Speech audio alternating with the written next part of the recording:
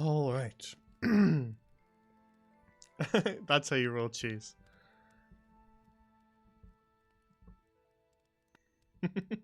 Double eights, huh?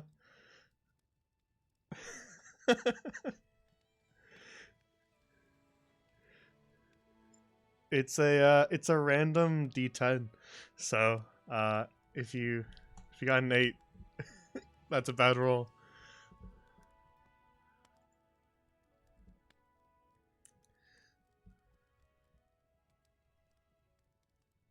Yeah, sounds like karma to me. All right.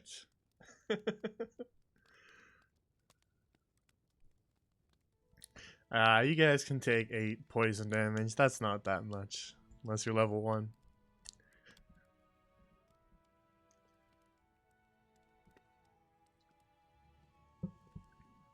All right.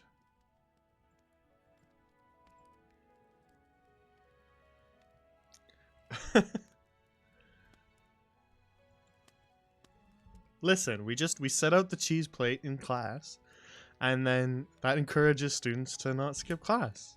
It's not a lure, it's just encouragement.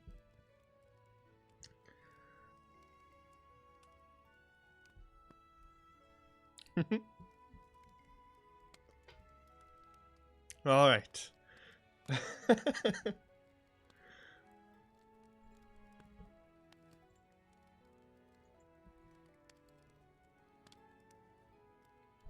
It's all right. We've got a dedicated chef here at the Arcane College.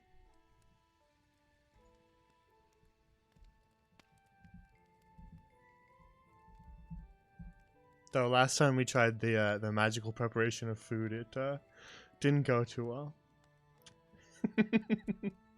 For those who have seen Class of Crows.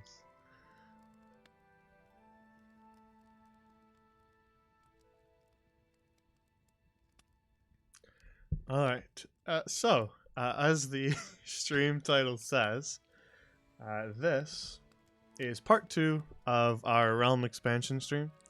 Last Saturday, we were doing this because we reached 100 followers and we wanted to do something fun, but it very quickly became a very long stream. And I realized that if we continued, that it would probably be like 3.5 hours long, and that was a lot of talking. So, instead, we decided to cut it in half and come back another day.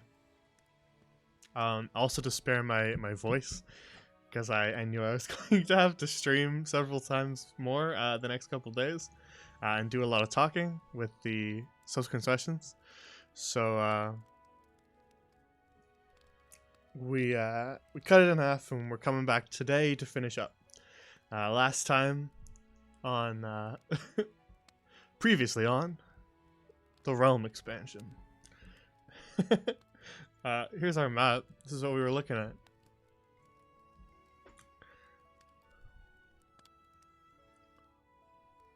at. So last time we were looking at Bastila, the new continent,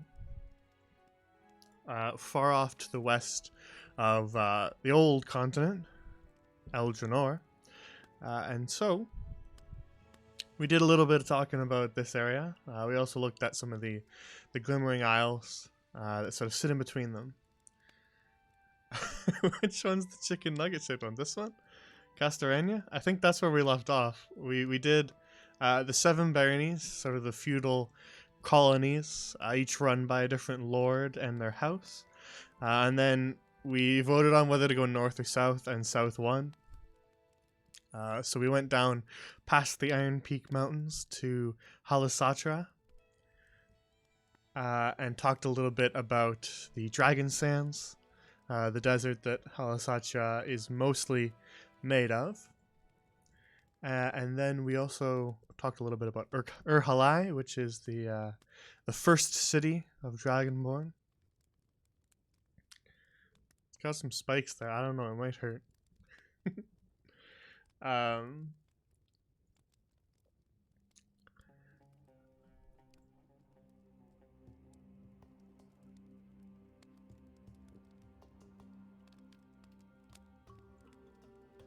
as well as some of the factions that exist within Halasatra, like the Dietra's Horde, the Flame Tender, ruler of Urhalai and all of Halasatra, and the people that she collects into her employ to use for various reasons and advance the wealth of her city.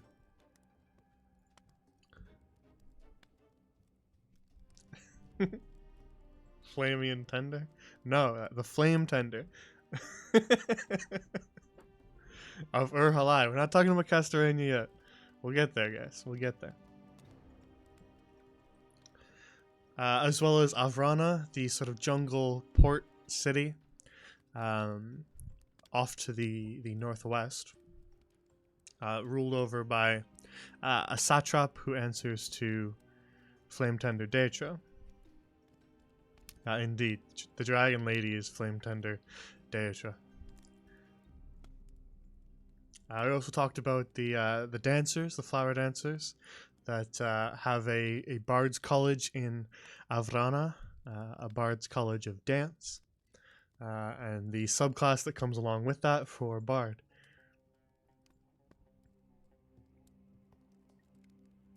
Yeah, they did have pretty good BGM. Actually, while we're talking about Halasatra, before we go over to the next thing, I actually forgot to do the Halasatra page. We talked a lot about it, but I talked a lot about Urhalai, Avrana, and the Bard's College, but I actually never talked about the Halasatra page. Mainly because we have Halasatra Cuisine that we didn't talk about.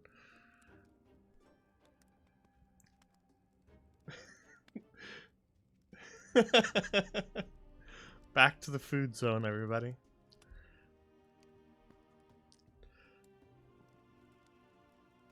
Most of the places that we go to in this stream will all have food dedicated to them. So if I forget to do one, remind me. To get back into what we were talking about, we'll just jump right back into Halasatra and then move on to Castorania, the chicken nugget one. Yeah, this is the part of the stream where we make you get hungry, so if you don't have a snack in front of you, you might want to grab one.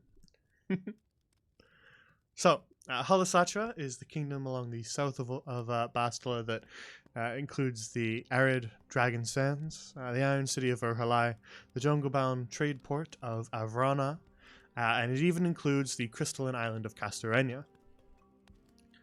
Halasatra's cities are ruled each by their own leaders, but those leaders answer to the Flame Tender of Urhalai, Daetra. Halasatra is one of the realm's oldest kingdoms, its capital Urhalai being built by the elder dragon Deimos the Architect. Since it was built, Urhalai's influence spread throughout the desert and took control of the region, creating Halasatra, the kingdom. Halasatra has long been a haven for Dragonborn and Yuan Ti, its draconic origin stemming from Sindrin's brood rather than the warmongering brood of Nidrir. Halasatra is a prosperous kingdom with Deitra's Horde offering near infinite wealth and the Drake Wardens of the Airy bolstering the military. Now the part that you're all waiting for.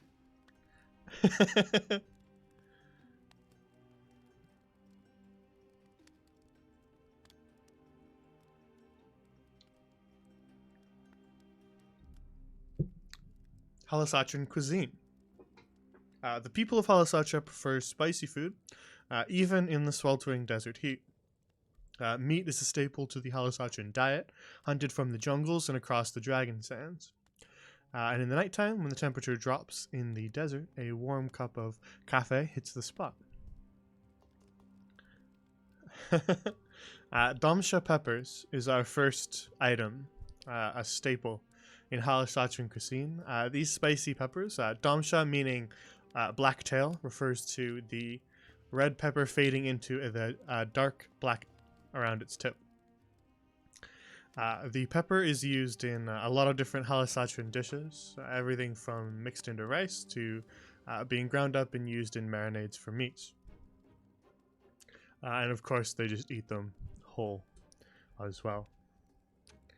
Our next item is Hazak Bread, which is a flaky and slightly sweet flatbread topped with melted butter mixed with draconic garlic and salt harvested from mineral deposits in the Dragon Sands. Hazak bread is often served alongside grilled meats and sauteed onions. Yes, what's the question?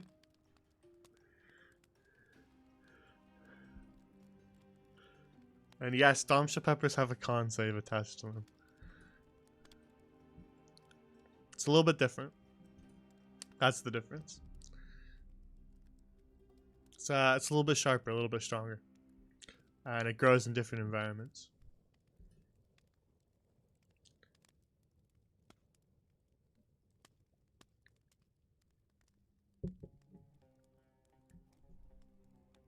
Our next item is Varish Kebabs, which is ground lamb or beef served on skewers and grilled over an open flame. It's a little dragon head shape, yeah, exactly.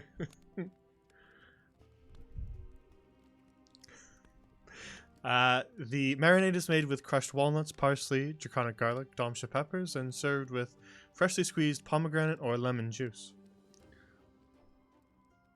The meal is often completed with a warm serving of freshly made Hazak bread. I mean, you might accidentally get some with all the sand blowing around. And our last item is Halasatran Cafe, which is a warm beverage brewed from Halasatran Cafe beans and served with mixed with milk and sprinkled with spicy pepper flakes. The caffeine and peppers keeps one both warm to the bones and wide awake for a long night's work in the Dragon Sands. They got mineral deposits, so they're finding natural salts, but you can eat the sand too if you really want to. It's okay. You're allowed. People might look at you weird, but it is allowed. It's not illegal.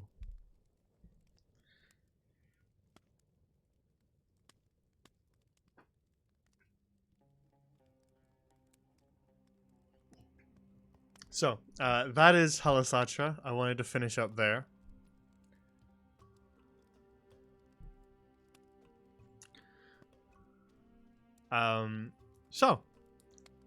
We went over to Castorania, because it's technically within the kingdom of Halasatra.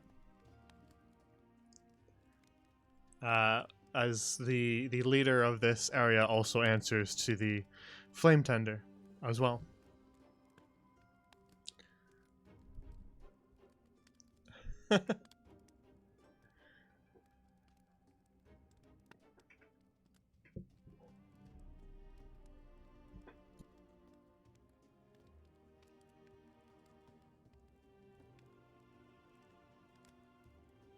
All right.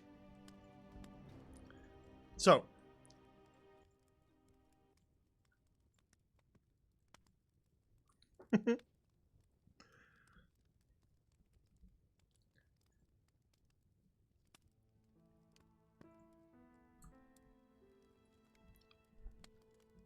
off to the east of Halasatra and past the Gulf of Tiamat, one can find a large jungle and desert region. And I don't say kingdom because Castorania is not necessarily a kingdom. It is mostly wild and untamed land, with only small settlements throughout it. And one will recognize Castorania on the horizon as one sails there by the massive crystalline spires that rise up out of the desert.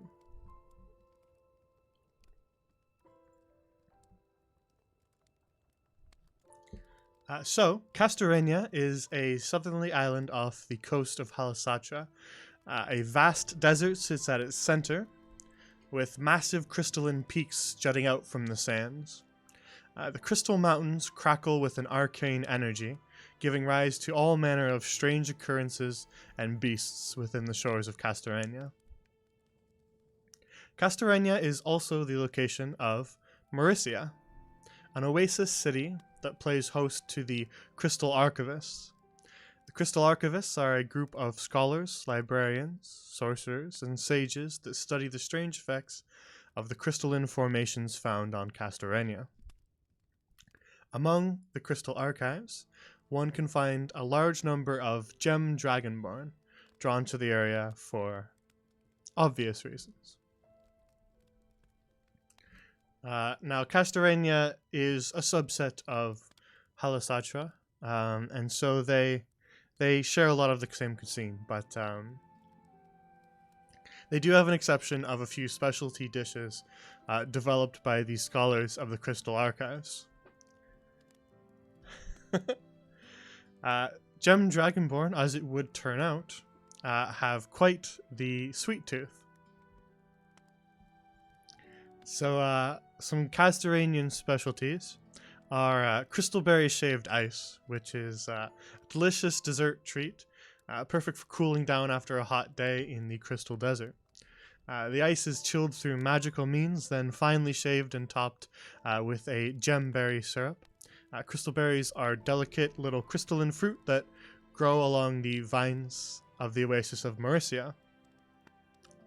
The next one is gem brulee, a pun that I'm particularly proud of, which is a delicate egg custard sweetened with a dash of crystalberry syrup and heated to a perfect golden brown topping by a choice of either fire crystals or just dragon's breath.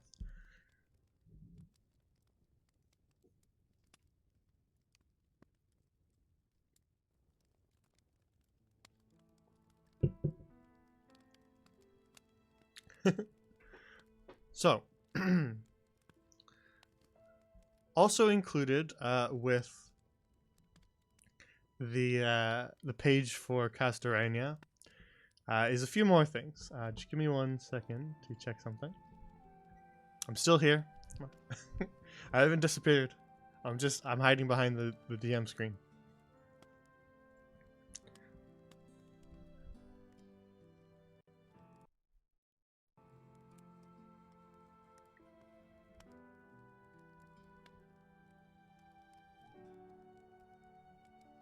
All right.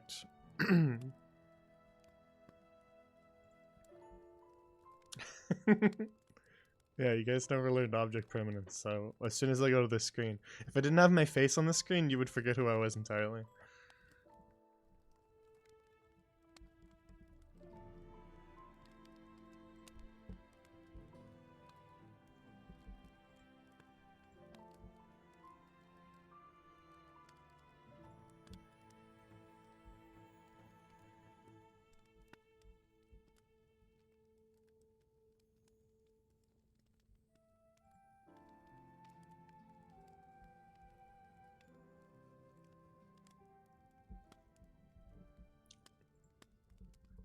All right. So, also accompanying so that you don't see my screen as I open everything.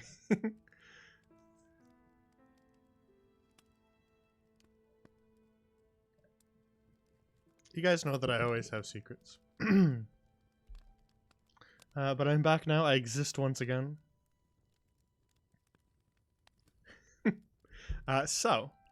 Also accompanying the page on Castorenia is another faction page for character building purposes. I have 1, 2. I only have like 7 tabs open, so 12,000 is inaccurate. Don't slander me like this. That's more of a you thing, actually, if we're being honest.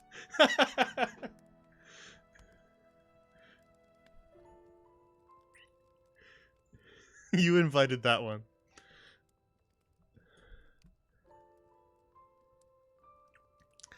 The next faction that accompanies Castorenia is, of course, the Crystal Archives, which are an arcane enclave. And so the Crystal Archives are made up of scholars on the island of Castorenia. Yeah, you have to have a library card if you're going to join this group. They have settled and built facilities in the oasis town of Mauricia. The bulk of their time is spent researching the massive crystalline structures that have formed within the deserts of Castorenia. Research caravans are frequently sent out across the desert and into the surrounding jungles in hope of uncovering more about how the strange crystals of Castorenia have influenced the island and its wildlife. The archive were first formed by a group of gem dragonborn, and gem dragonborn still make up a large amount of the population of Mauricia. The researchers of the Crystal Archives are made up of scholars, mages, wizards, sorcerers, alchemists, and archaeomancers, all working in tandem to keep things running smoothly at the research base. Outlanders who travel to Castorenia from across the realm can trade with the researchers at the Crystal Archives, though they do guard some of their secrets quite closely.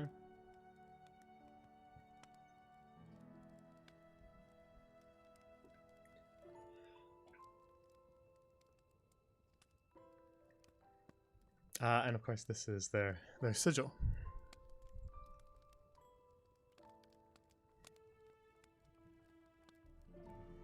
So you might be wondering, what am I talking about when I say Gem Dragonborn?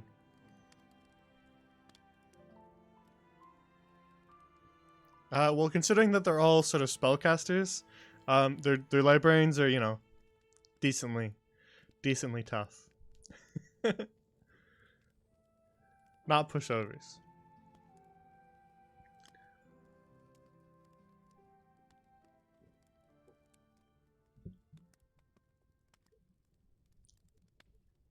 So, you might be wondering what I'm talking about when I say Gem Dragonborn.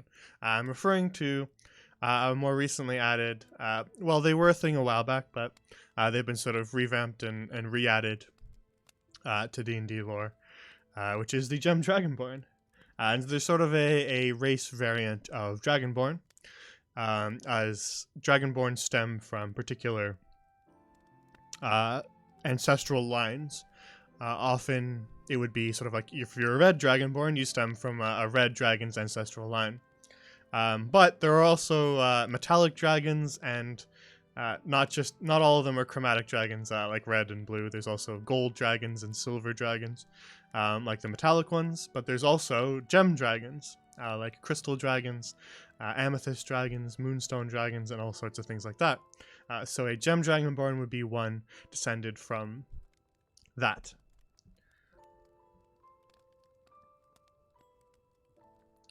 And so they're sort of a variant of Dragonborn. They share some similar traits, but they have a few little mixed up things. So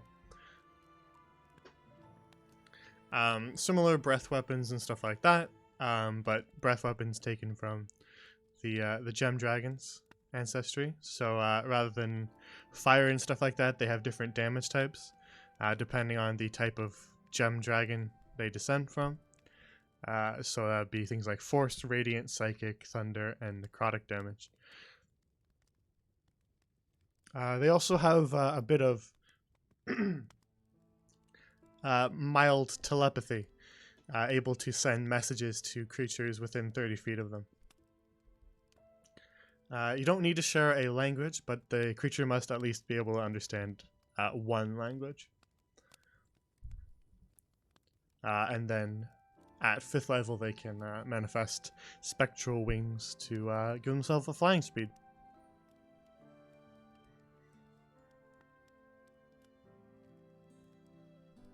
So that's what I refer to when I say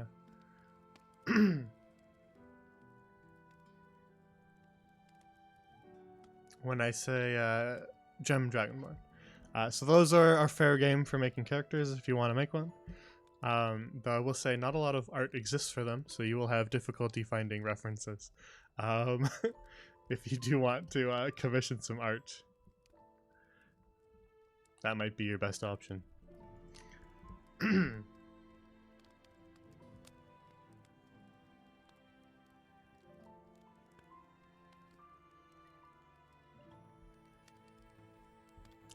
All right. Seriously, there's very little Gem Dragonborn art that exists, so it's actually hard to find lots of pictures of them.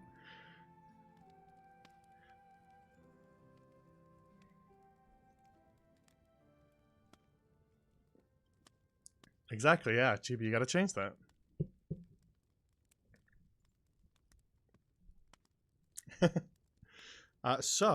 I think while we're on this topic, there's probably another really important thing we need to talk about.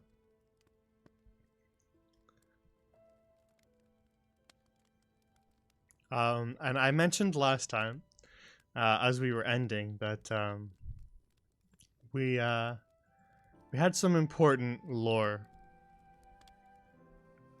that we needed to discuss.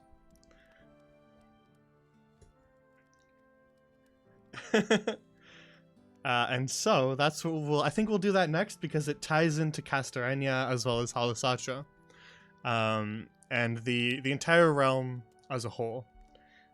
I debated sort of waiting and like trying to reveal this in world, but honestly, it's a little too hard to get across in world, so I decided to go with the it can go on the world anvil since it's important worldwide lore, and so we'll do it like that instead.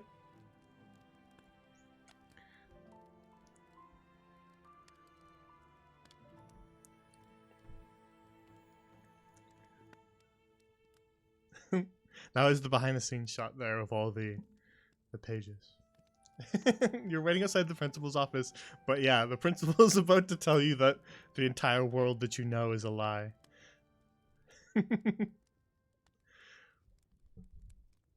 All right. First things first.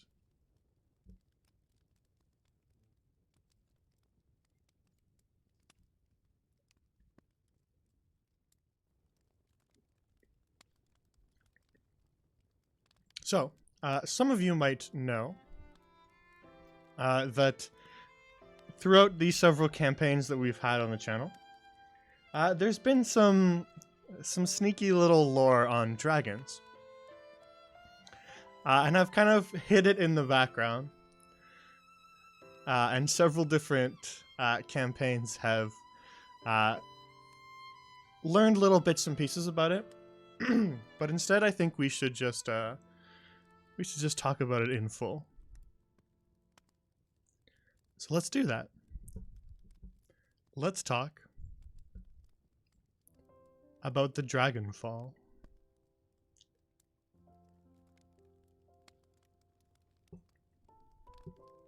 And so in true skeleton DM fashion, rather than just tell you about it, I have instead written it into a little story. So this is going to be like a little mini audiobook that I'm going to narrate for you, because I prefer to tell historical events through the eyes of somebody learning about it than just telling it to you. Now, the person who is going to be, whose perspective this is from, none of you will recognize, but you might know her soon. I'll say that much. But her name is at the end, and so we'll get to it when we get to it. So this is the story of the Dragonfall. Now, I once spent a month in Mauricia, the oasis at the edge of Castorenia. I'd received missive that the scholars of the Crystal Archives were looking for someone of my particular talents. I was happy to oblige, of course. Knowledge is currency, and I aim to be rich. I caught a ride on a fishing boat out of the Gulf of Tiamat, and before long the twinkling crystal spires of Castorenia were on the horizon. The temperature shot upwards as we laid anchor near the oasis. Mauricia is a bustling haven, far nicer than the arid sands that surround it. But you aren't here to listen to me prattle on about sand. You're here to learn about the Dragonfall, as we scholars call it. A day or two into my stay, I was invited to have tea with the Crystal Archive's head researcher, Evrain Tejrian, a sapphire dragonborn. It was here that she told me what I am about to tell you. You see, among dragon scholars, there remains a theory of our ancient world. In the oldest days of our star, long before my day or yours, the Star of Lorien caught the attention of two powerful beings. Two great worms, one named Sindrin and one named Nedrir. They crawled their way through the astral sea and sought refuge on this very star. Some say they were looking for a new realm to conquer, some say they were fleeing something, but nevertheless, they arrived. Nedrir was powerful and vain. She saw the first people of our star and thought only of subjugating them to her will. Sindrin was measured and wise. He saw the people of our star and felt conflict at the actions of his counterpart. But Nedrir would not hear of Sindrin's thoughts, seeking dominance of the entire star. This would be her kingdom, and she would be its queen. Nedrir birthed many children, creating a brood for herself that became her army. And so they set themselves upon the Star of Lorien, igniting it as they went. The first peoples weren't able to summon a resistance, not against a great worm. That is, until they reached a stretch of frozen terrain now known as the Barrow Downs. Sindrin too sired a brood. He taught his children patience and wisdom, though not all listened. Facing resistance from the goddess Furiel, who struck Nedrir's children from the sky with her lightning, Nedrir turned to her counterpart for aid. Sindrin refused. Sindrin wished to build, not destroy, and so Nedrir attacked him for what she perceived as a betrayal. Sindrin lost an eye in this fight. No small thing, as anyone familiar with the strength of a dragon's eye can tell you. Defeated, Sindrin fled across the seas with the few children that followed him. Some say that Deimos, the architect, first flame tender of Halai, was one of the worms that went with Sindrin. But many of Sindrin's children remained to fight for Nedrir. You see, Nedrir's power was beguiling, and many of Sindrin's brood could not resist. Bolstered by reinforcements, Nedrir set upon the Barrow Downs with her full strength. Forced into a corner, Furiel, goddess of the storm, sacrificed herself to fell the great worm, ridding this star of its would-be conqueror. Nedrir's brood scattered in her defeat, some remaining to seek revenge, some fleeing to ensure their survival. And that, dear reader, is the story of the two great worms. Said to be the progenitor of all the dragons and dragonborn to ever grace our star. But I must inform you, though Mistress Evrain told me this story, I was already aware of it. Knowledge is my business, after all. What I wasn't aware of, however, was that this story had another ending. And so, in that late afternoon on a balcony in Mauricia, Mistress Evrain did something that I hadn't experienced in quite some time. She surprised me. You see, the gem dragonborn of the Crystal Archives tell of a third great worm, one that came to this star after the others. Mauriciel, the Star Diver, they call her. A crystal great worm. Mauriciel stayed out of the wars that Nedrir brought and shared none of Sindrin's desire to build. Instead, she sought only to learn everything she could of this star and her inhabitants. And so, the scholars of the Crystal Archives seek to continue her way, even after she has long since left this mortal coil. I left Mistress Evrain's study that night, belly full of tea and head spinning. A third great worm. I was obsessed. thoughts of this consumed me for the remainder of my stay.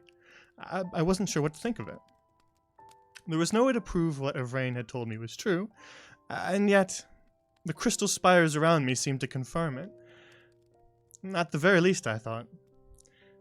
The town's name made far more sense. Humbly yours, Miska.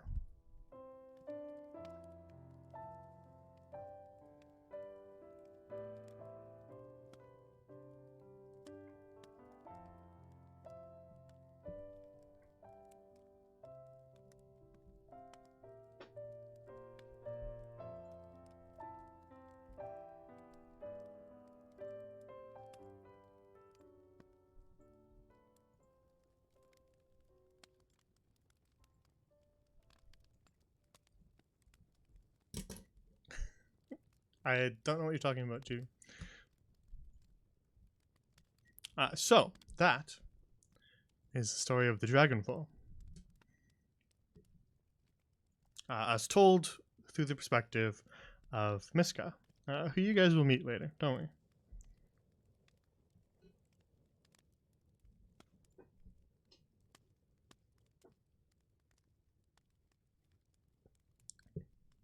we?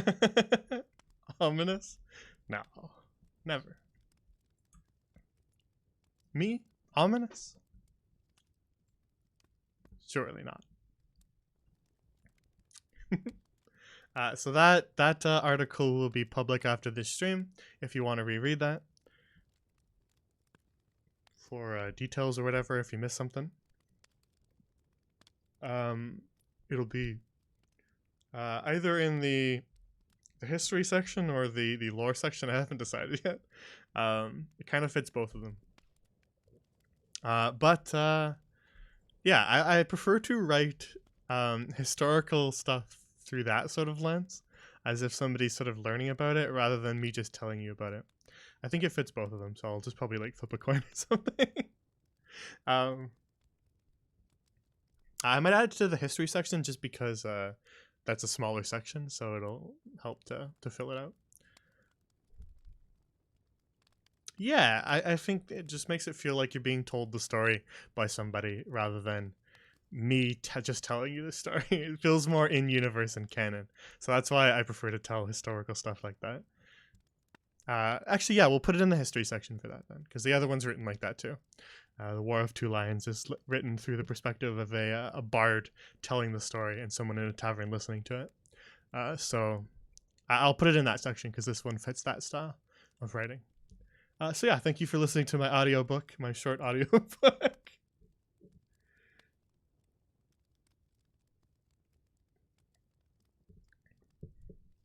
I like to write like that sometimes. It's fun to do a more sort of fleshed out piece of writing. So that covers us for both Halasatra and Castorenia.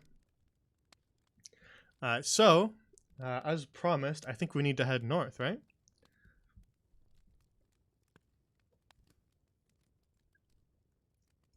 I think so.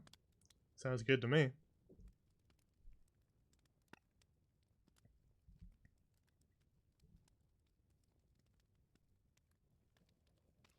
And then we will do the surrounding islands at the end. All right, so past. Yeah, everybody go open your windows for full immersion and get some snow in here. Because past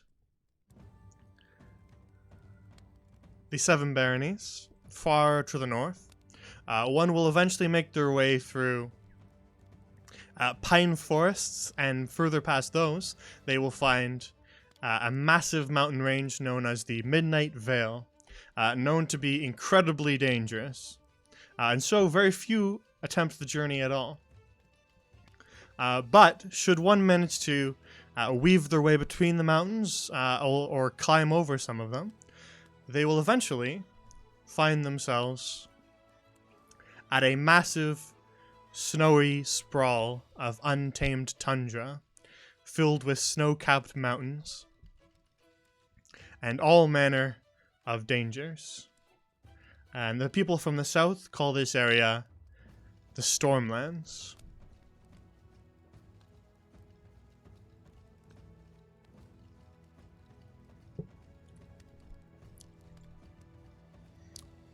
And so, the Stormlands are the source of many a rumor from Southerners.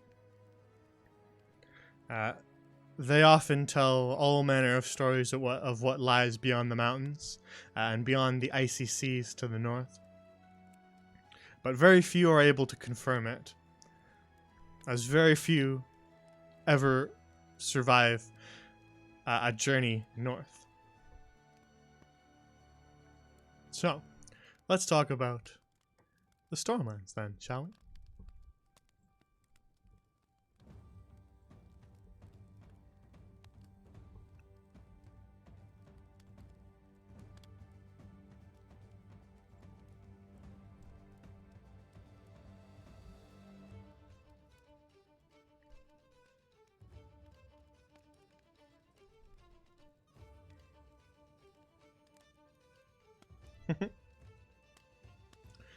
Yeah, there's a lot of snow up here too. This is where I live. I live in the Stormlands.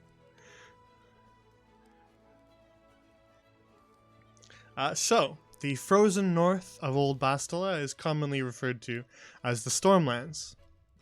And this is due to the sweeping snowstorms and massive clouds of thunder that plague the area.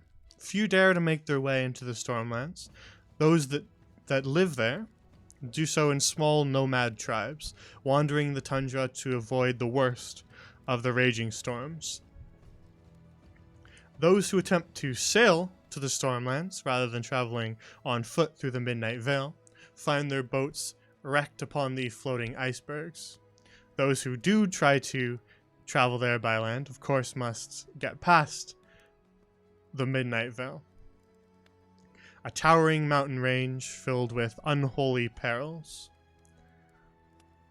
Because so few travel into the Stormlands, the region is the source of many superstitions, folktales, and rumors, the most common of which is that giants roam the Stormlands, preying on any who find themselves lost in the blizzards. Nestled high in the mountains, just beyond the Midnight Vale, sits Stargazer Valley. Isolated from the rest of the world, the valley is teeming with all manner of unique life not found anywhere else in the realm. Because of this, there are occasional caravans that brave the trip through the Midnight Vale to explore the valley. Those who settled in Stargazer Valley have done so in the frontier town of Storm's Reach. So, let's talk a little bit as we get a new song in here. Let's talk a little about Stormlander Cuisine. Indeed, there might be giants here.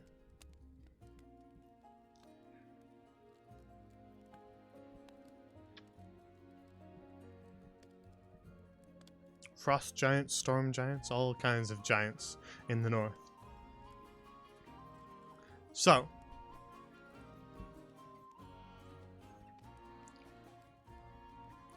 the rare groups that do live in the Stormlands find food hard to come by. Each meal must be fought tooth and claw for, because only the strong survive in the north. Stormlanders eat large amounts of meat in their diets due to that. The meals are usually grilled over large communal bonfires and eaten together as part of a feast. Now, the first dish on our menu is a grilled yak steak, a thick, delicious cut of yak meat, grilled over a bonfire and topped with yak butter mixed with tarragon and tundra parsley. The next item on our list is Elderberry Mead, which is a strong alcohol made from boiled elderberries and seasoned with stinging nettles, rosehip, and apples. Next, we have Stormlander Stew, which is cubed chunks of yak and elk meat slowly stewed over several days with a mixture of herbs, nettles, and roots. The broth is saved and reused as it boils for weeks on end. When the time comes to move the village, the broth is distilled into bouillon cubes and stored for later. And the last item on our menu is less of a Stormlander thing and more specifically a recipe from Stargazer Valley. And that is the Stepwalker's Breakfast. The Stepwalker's Breakfast is a specialty recipe written by renowned chef Bellissimo Beauregard on his journey into the Stargazer Valley. A hearty breakfast made from ingredients found only in the Celestial Steppe. Thinly sliced daka meat is fried over a campfire, then the fat is used to scramble yapo eggs to light and fluffy perfection. Hello, UN, no. The meal is served with fried and salted ruby potatoes and sautéed wild steppe onions. The perfect meal to start your day with when you've got a lot of walking ahead of you, as those who live in the steppe often do.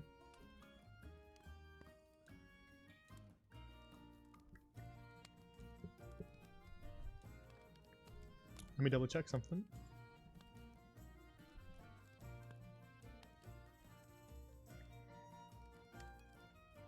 Alright. We're going to talk next about just briefly about a hidden faction. So there's not going to be very much information on them because you got to find that out in person. And that would be Winter's Throne. The idea of the Winter's Throne comes from an old folktale told by the people of Yulefrost and Lasthaven. It tells of a massive palace of frost giants far to the north in the Stormlands. The people of Lasthaven tell their children not to wander into the forests north of the town, or the giants will climb their way through the Midnight Vale and snatch them up, bring them back to the Winter's Throne for a hot meal. In Yulefrost, there is a superstition involving sailors that sail too far north. They say that ships were scooped right out of the sea by the frost giants, never to be seen again.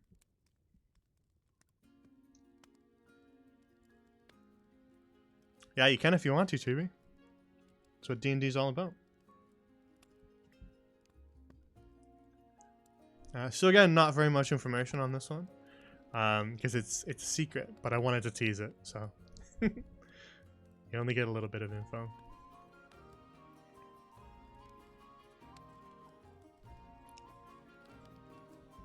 But that brings us to let's show it on the map as well. That brings us to Stargazer Valley, which is located sort of just past the Midnight Vale. And making hang on, making this journey here is already an incredibly dangerous one, which is why nobody makes this journey or this this journey or this journey, because this is already a journey that most people don't come back from.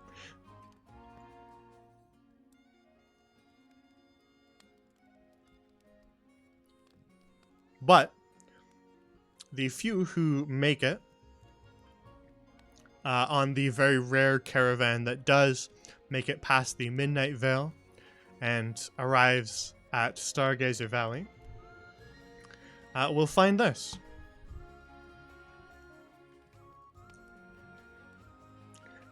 So, just past the Midnight Vale lies a remote valley nestled in the clouds called Stargazer Valley. To reach the valley, one must travel for weeks on end through harsh mountain gaps and distant forests until one reaches Skyseeker Pass. the only entrance to the valley. From here, the path slopes steeply upward, giving this section of forest its name, the Steep Woods. A single winding path cuts through the steep woods, Rudyard's Stair, named for the adventurer who first walked it. At the center of the valley lies the Celestial Steppe, a massive sprawl of grassland. To its east is the Ancestral Plateau, a rocky highland where natural hot springs and geysers are common. To the north of the steppe lies the Cloud Meadows, where the clouds themselves nestle into the valley, floating islands looming in the fog. And beyond the Cloud Meadows lies mystery. The tundra on the northern side of the valley is fraught with frozen danger, and not many who make the journey return. In the ancient past, Stargazer Valley was wild and uninhabited. In more recent history, two different factions, split from the first settlers of the valley, have found lives for themselves in the valley. The people of Storm's Reach chose to stay stationary at the western boundary of the Celestial Steppe. The nomadic people of Chulun chose to wander the steppe instead, moving the village to new areas each season. Storm's Reach also plays host to a guild of its own. Started by an ambitious chef, the Culinary Guild of Storm's Reach seeks out new ingredients and techniques to enhance their cooking and reach new culinary heights.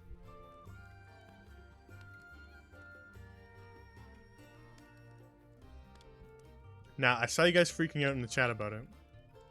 Should we go to it next then? I think that's a yes. So, located in Storm's Reach is the Culinary Guild. The Culinary Guild, placed in the center square of Storm's Reach, has humble origins.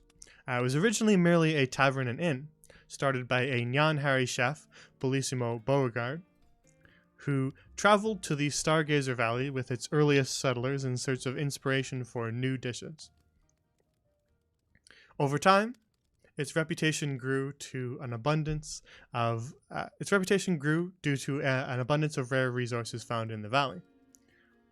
Eccentric chefs from across the realm began to make their way to Stargazer Valley, eventually forming the Culinary Guild. Spurred on by Bellissimo's autobiography and recipe book, Cooking Under the Stars, the guild members search for sparks of inspiration for the next great dish. Always loud and bustling, the Culinary Guild operates as a restaurant and tavern throughout the day, though its origins as an inn are not forgotten and one can still pay for a room and bed. Fledgling chefs are trained in the kitchens of the Culinary Guild, and ingredients are bought and sold on the tavern floor. Passions run high in the Culinary Guild, and guests at the restaurant can often witness fights amongst the chefs or joyous songs being sung as they cook. Some chefs of the Culinary Guild choose to stay at the guild and work at its restaurant. Some choose to make their way into the steppe, hunting for all manner of rare ingredients within Stargazer Valley. Some leave the valley entirely, making their way to the furthest reaches of the realm in search of their own spark of inspiration. And that is their sigil.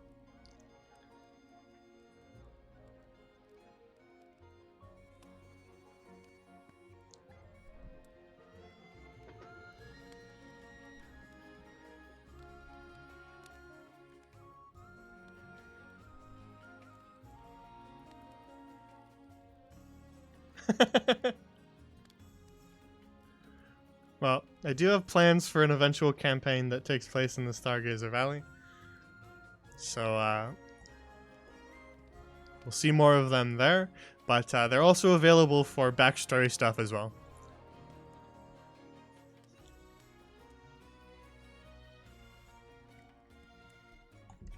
So if you want to have come from the guild, or have aspirations to join it as part of your character backstory, that is allowed as well. So, that covers the Stormlands, but there's also two icy tundras, islands to the north. Across a stretch of frozen, dangerous, iceberg-filled water called the Bay of Giants lies two smaller islands known as Calder Snowfields, as well as the island of Hrossinger. And most of the people from the south give these islands quite a wide berth. They do not make the journey there, as there isn't much there for them. There's no plants growing or abundance of resources to be found, and so it is not worth making the journey, as most who travel north do not return.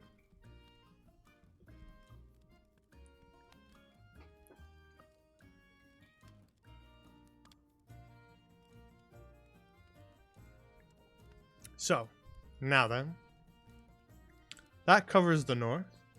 So, shall we talk a little bit about the surrounding islands that we have not talked about yet? I think that's the last thing we have to do. But I'll scan through the pages and make sure we haven't missed anything. So, where do we want to start? Because there's a lot of different islands.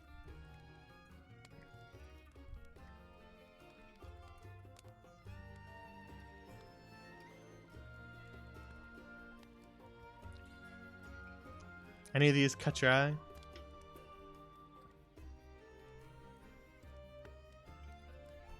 Asuka? Very well. We will start there then.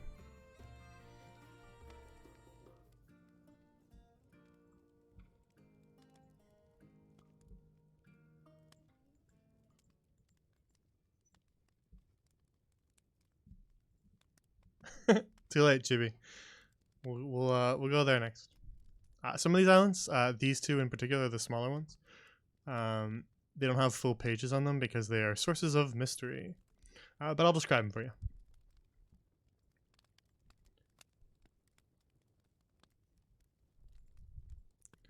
But the other ones, this one, Asuka, Westerly Wilds, Mirror Garden, and Silosian all have pages, so we'll get to those ones. So, beginning with Asuka.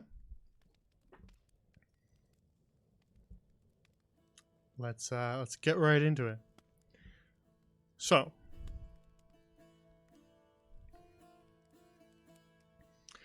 the cypress-studded hills of Asuka sit off the western coast of Bastila.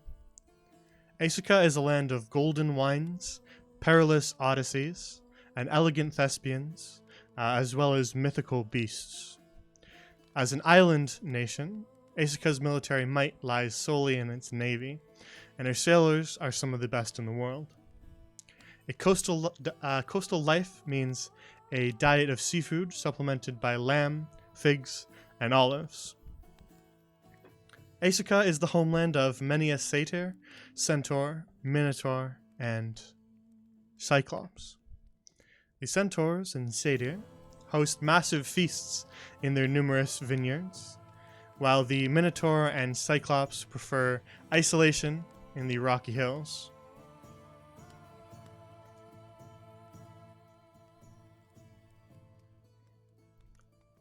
Asuka is led by the rulers of each of its cities, towns, and tribes, each with their own territory. The leaders, known to their people as demigods, are each more powerful than 20 men combined. The demigods of Asuka do not often agree with each other, arguing and even warring over resources, land, and petty differences.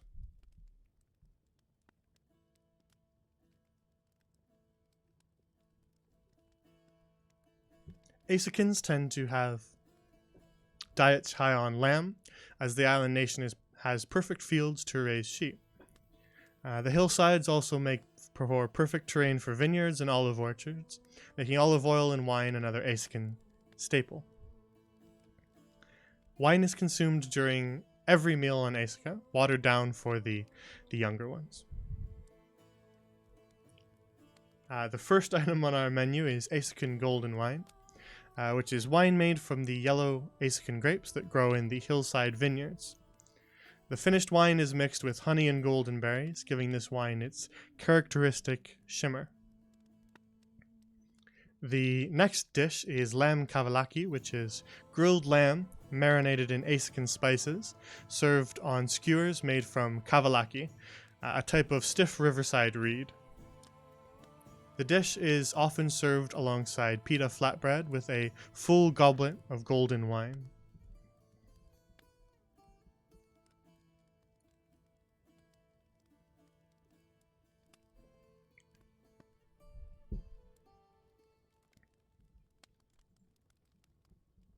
And so that is Asaka.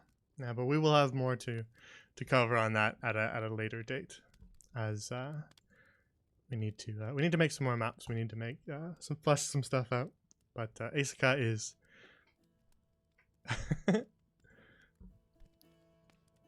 is mythical Greece. Yes.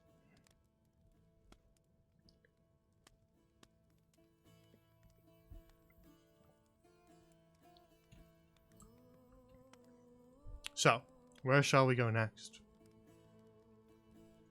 To the top right? I believe we wanted to go to Bowbreaker Isle, I think was the next one. I don't think I have a page for that. Correct. But Bowbreaker Isle is a volcanic island in the northeast side of Basto. And most fishermen do not go near it, as they do not want to wreck their boats on the shallow rocks that stud the outside of the island.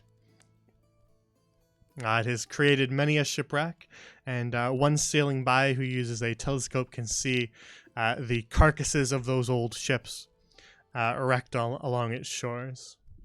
But at the center of the island is a large volcano that occasionally smokes.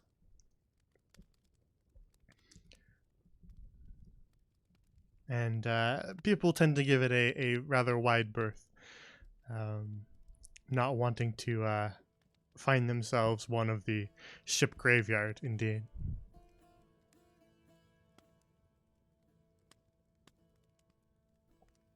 And it is the source of many a superstition among sailors.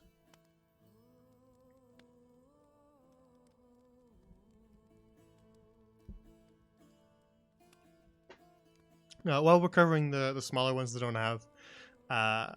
have whole pages to themselves because they are sources of mystery, we will head west to another smaller island called St. Avery's End. Now, this is a small, half rocky, half grassland island that is sort of swept over with golden light from the sun. And St. Avery's End is named such, as one might guess, from an ancient saint who was said to have met their end there. Now, some say that it is the site of a horrible death of St. Avery, but some also say that it was the site of a heroic sacrifice. But none have been able to confirm which it might be.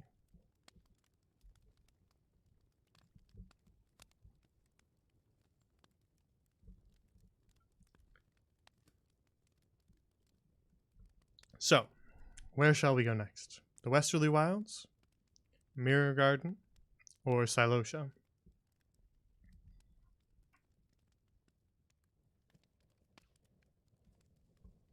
No, Chibi. No, wrong. The world does know. The world says that that's wrong.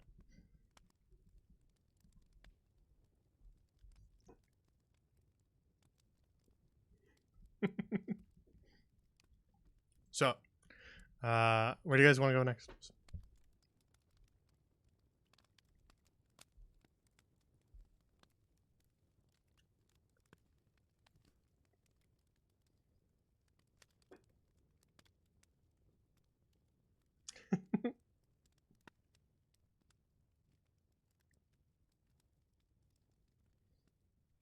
Alright.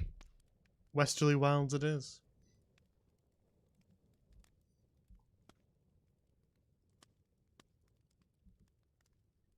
Hang on.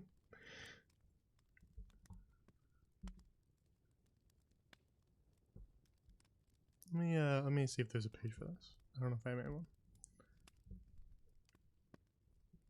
I thought I did, but maybe I just wrote it down. Oh, this might have actually been back when I had a limited amount of pages I can make. So that was probably why I didn't make one. But we'll talk about it anyway. Because I do have a whole thing.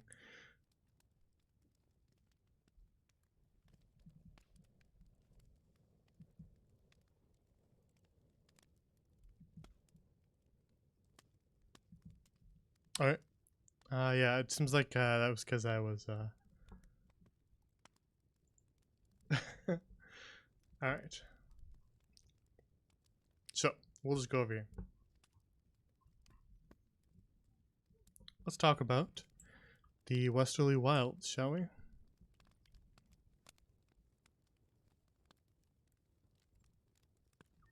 So, the Westerly Wilds are an untamed tangle of mesa, jungle, and forest. Those who travel there very rarely ever return. The beasts of the Westerly Wilds are dangerous and rare, attracting the attention of hunters from across the realm. Those hunters very quickly learn of their folly. The island is also rumored to play host to a mysterious figure commonly referred to as the Witch of the Westerly Wilds. Some say that she creates the beasts that inhabit the island. Some say that she is their protector. Others still say that she's the most fearsome beast of all.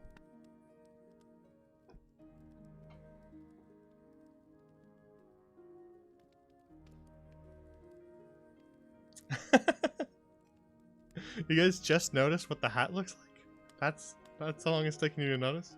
That there's a texture to the hat?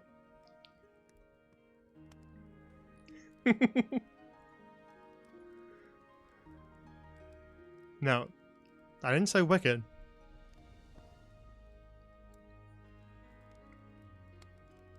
Don't be putting character judgments on her already, Chibi. You haven't even met her.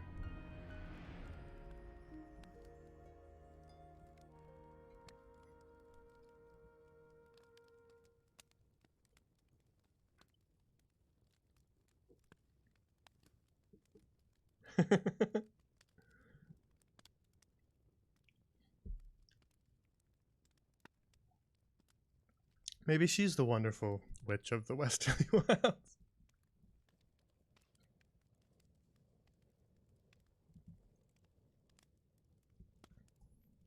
So, that is the Westerly Wilds. A dangerous place, said to be the golden-eyed gal. Are you talking about Sinceria? Sinceria Shanik? She was nice. She only helped. She helped the Silversong group, and that's it. She was really nice. She had a little pet dragon and everything.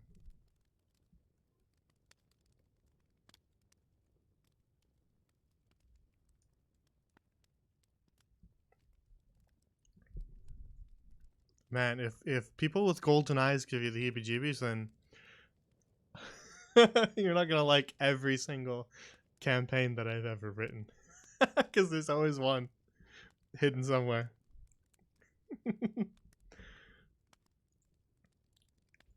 Thinking back between all the different campaigns, there's always been somebody who's been a little bit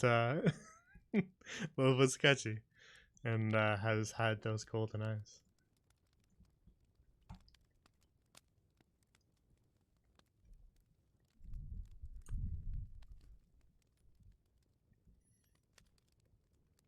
Alright, so that leaves us with two of the islands to the east lying in the Sea of Cassos.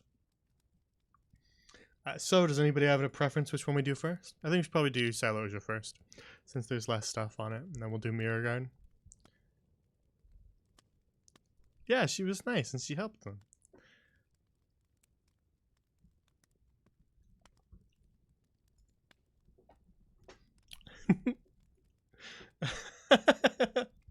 After all, yeah, you can spill all you know to some random lady, because knowledge is currency, and I aim to be rich.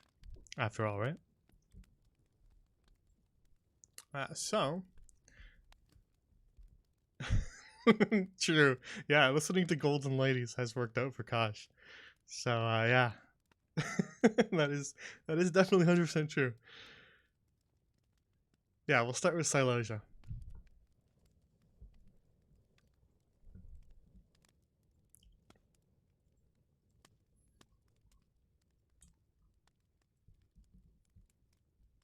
Alrighty.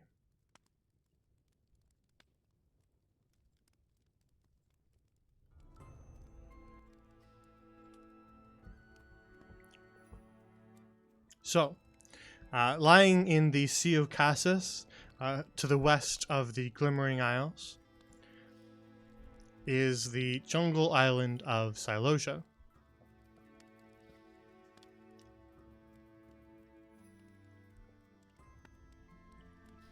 Now, the stormy coasts of Silosia are both a sailor's dream and nightmare. The coasts of this tropical island are teeming with marine life, and the denizens of Silosia eat a diet almost entirely consisting of seafood. The only problem is the tropical storms that frequent the island, sinking many a ship that isn't prepared for the typhoons. The people of Silosia live along its beaches, building boats from the palms and spearfishing for their meals. Their culture is based around the ocean, with most of them worshipping Seneschal, goddess of the sea. Folklore of the Silosian people includes stories of sea elves that live in a coral city deep at the bottom of the ocean.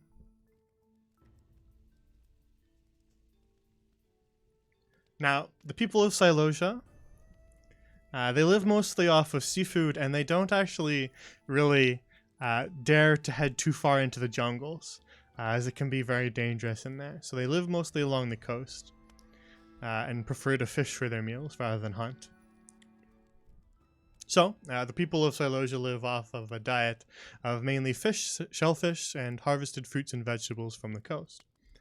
The trees that line the beaches offer coconuts and bananas, and the surrounding jungles offer a plethora of mushrooms. So, one of the items from the Silosian menu is Silosian shark skewers. The spear fishermen of Silosia occasionally slay one of the massive sharks that hunt in the waters off the coast. The meat from the shark offers a wide variety of meals, and the shark's size can feed a whole village. The most popular of the dishes is the shark skewer, tender shark meat grilled over a massive bonfire alongside coastal leeks and sprinkled with ginger and volcanic rock salt.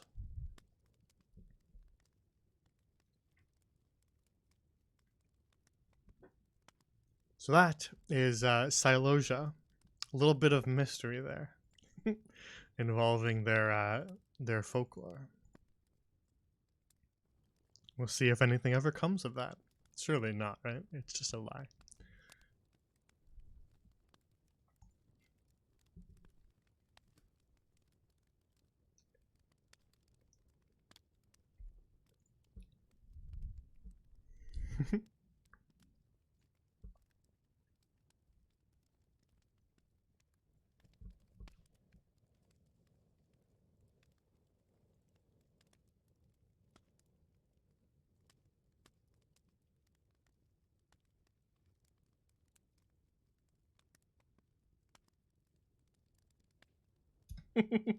That's the point of this stream, is for me to say a whole bunch of ominous things and then foreshadow all the stuff that we'll see in the future of streams on this channel. I say all the ominous things, and then you guys go, "Oh, that's what he was talking about," months later. Oh, that's who that is. Oh, of course. Yeah, that makes sense. That's why I'm being vague. So, that brings us to Mirror Garden, which would be the last of the surrounding islands of Bastila. Now, Mirror Garden sort of divides the Sea of Cassis from the Marin Sea, which is sort of this little area in here near Marinhall. But there's a whole page for it. Let's open that.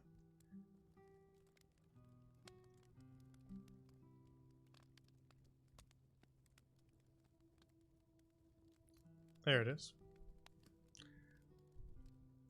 So, Mirror Garden is a well-forested island off the southeast coast of central Bastila. It is mostly wilderness, with many an oddity to be found in its plentiful forests. Alongside the eastern coast of Mirror Garden is a mountain range, rumored to hold a gnomish city within its depths. The further south one travels, they will begin to find forests turns to humid swamp. Eventually, along the southern coast, they will find jungle.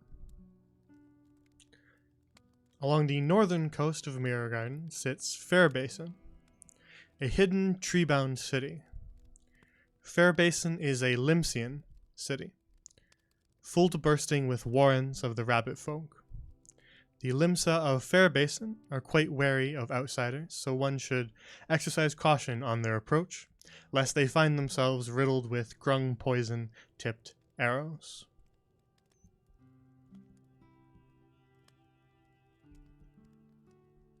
Now, of course, because this is a skeleton DM stream, we got food.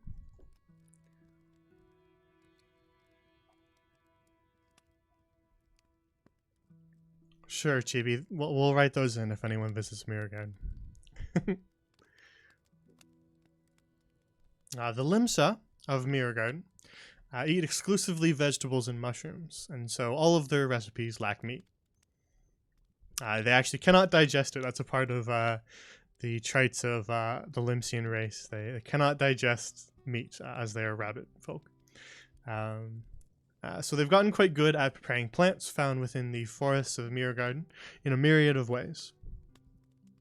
The first of which, of these recipes, is Limsian Edelbread, which is a loaf of delicious and flaky bread baked from flour made of ground edelroot.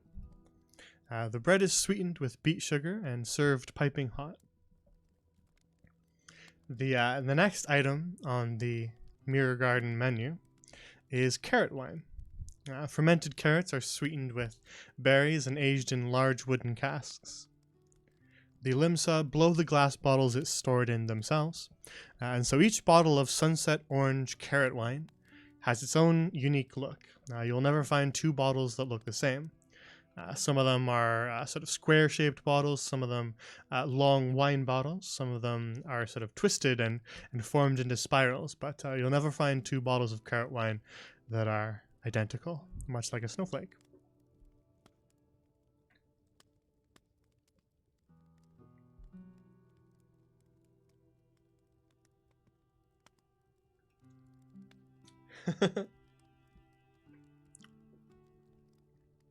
And so that is the Limsian forest of Mirror Garden. As I said, Fair Basin is sort of along the northern side of the forest, nestled into the trees, whereas the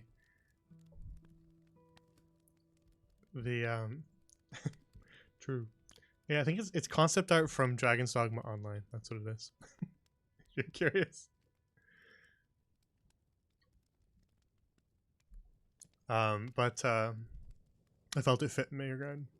And so along the eastern coast are large mountain ranges that are rumored to hold a gnomish city within them.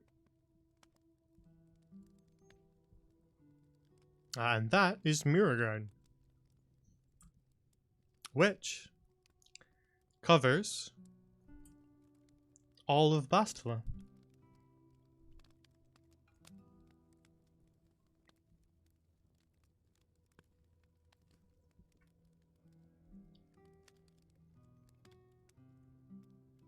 We've now talked about everything.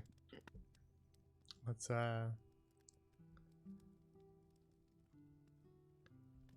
Yeah, I don't know if we looked at this page, but I don't think there's too much to talk about. Yeah, I summarized that already. All right.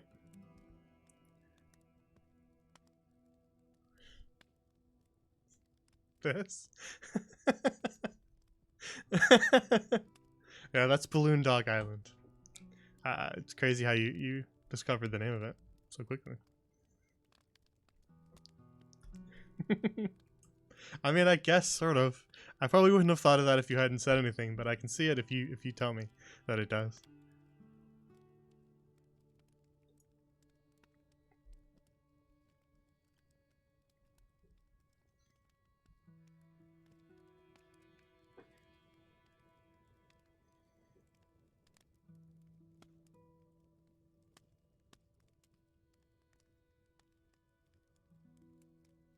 Alrighty. So that does cover all of Bastila. You're now familiar with the western continent, far across the seas from our old continent that you already know. And so, in the future, we will have campaigns that are set here, and we'll get to explore some of this. As I said before, we have a couple different short stories, which is sort of how I'm...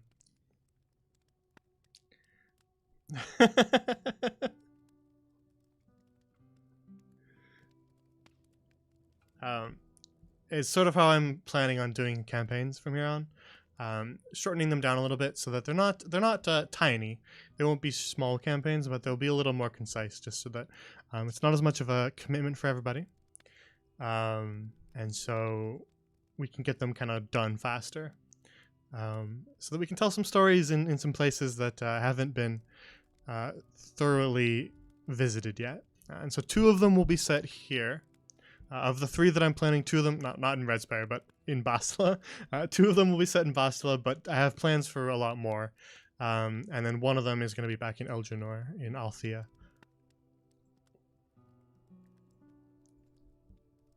But scheming DM, yes. I'm always planning things, so. Hello, Dragon Craze. Yes, eventually we're going to get... some Halisatra stuff, which is sort of on the plans after I have the ones that I'm currently working on finished. We'll work on those ones, but there's some stuff kind of in here that I wanted to do. So yeah, those will start up soon because eventually Silversong is coming to an end. They should just have 1 more session, I believe, for a bit of an epilogue. Which will be Monday. And Whispers is sort of reaching the climax of their arc as well. So we should wrap that up relatively soon, within a couple months. And then Seas will just go forever, so don't worry about them. It's the season finale, correct? It is not the series finale of Silversong. They'll probably be back because I have more stuff to tell with that group. Honestly, you guys might be mad at me because I might tease something cool and then end the season.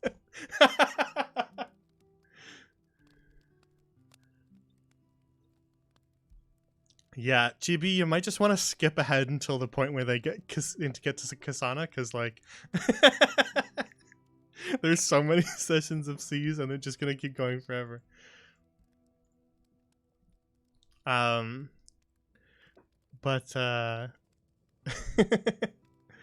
honestly, if you just listen to one of my summaries, I'll tell you what happens in Seas if you just want to start showing up to them live on Sundays. Because that's a lot of content.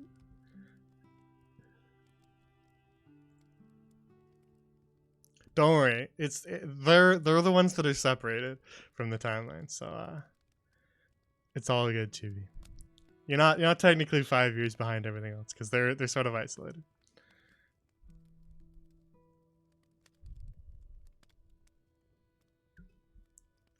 So yeah, those are the plans going forward. Some of the short stories.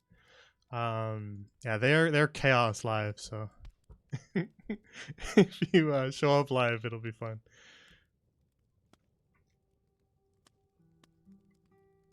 Yeah, if you're early in Seas Ascend, then you haven't met the best character yet, which would be, of course, Pancake.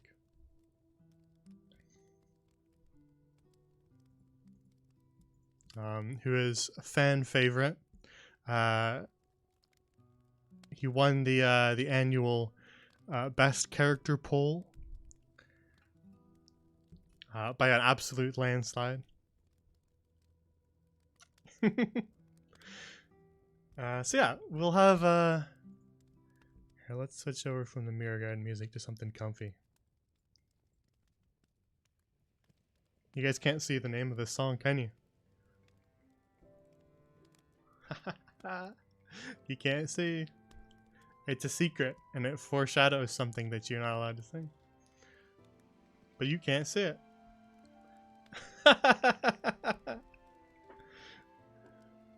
What if I close this? Does it like appear for a second? If I close this little tray? Oh, no, it doesn't. Oh well. I can't show you this because I'm in the way. It's the very bottom one right by my jaw. You can see like 2 letters of it, but that's it. I'm in the way. So this is like when the teacher stands in front of the whiteboard when you're trying to copy the notes. And they're just talking on and on about something. They've moved on to the next subject and you're still trying to copy the note.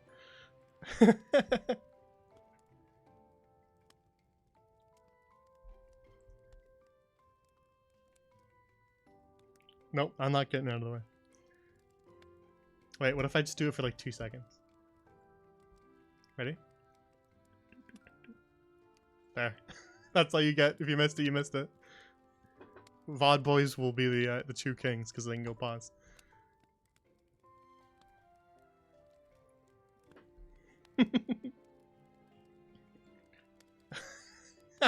Yeah. When the teacher just is talking to the student next to you. No, wrong, Chibi.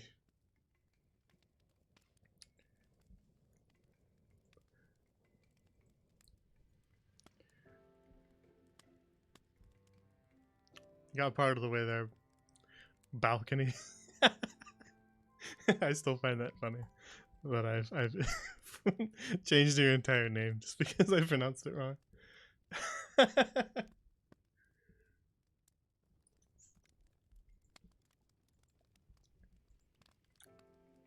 So that covers Bastila. I'll go through and I'll make this stuff all public after I wrap up the stream. So within sort of a half an hour after the stream, you'll be able to head over to the World Anvil and find all this stuff for yourselves.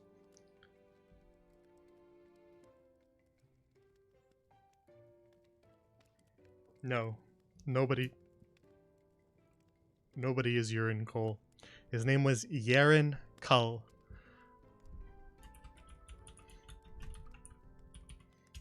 That was his name. And I am sticking by that.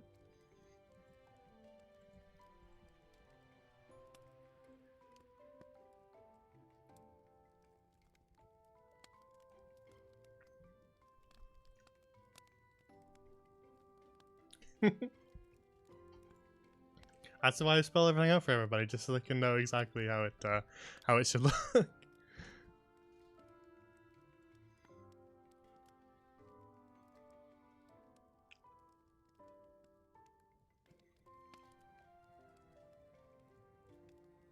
Alrighty, so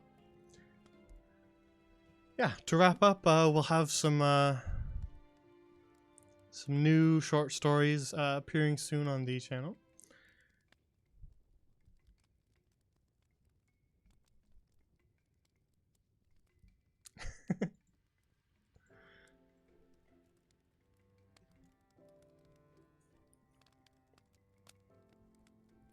And they will be in Bastila.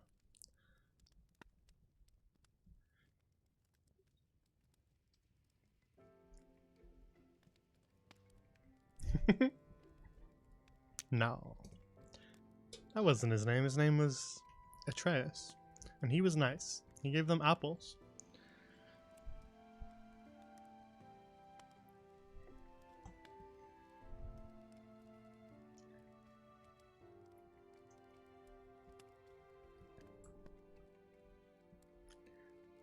So, does anybody have any questions about anywhere in Basila? Before we wrap up? Because I feel like... No. That was not his name.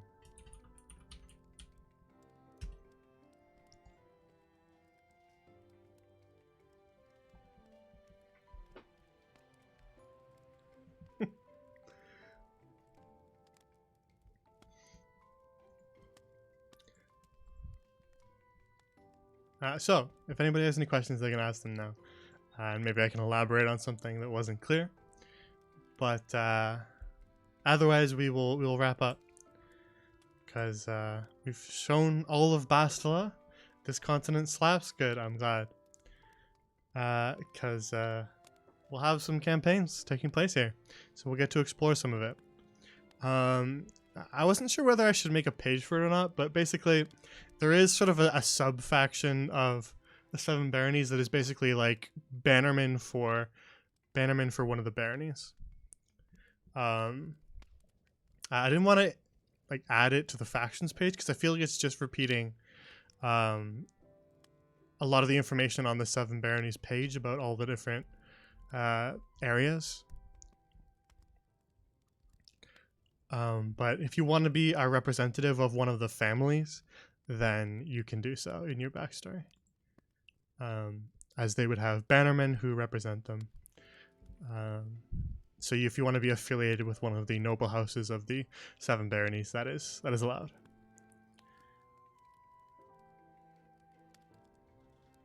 Who can join the fancy dancers? Well, that would be the bards mostly. Because they can pick up the subclass of the College of Dance at 3rd level. So it would be mostly bards there. But if someone wanted to sort of change their direction in life, that's not impossible. But yes, it would be a place for bards because dancers would be there. But also, they would need people to play the music, which would also be bards. So there's lots and lots of bards at the Lotus Gardens.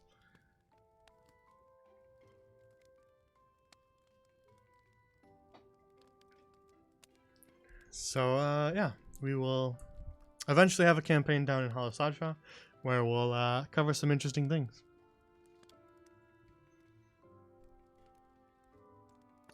Definitely, there's lots of Dragonborn in Urhalai, so she has lots of different people in her horde.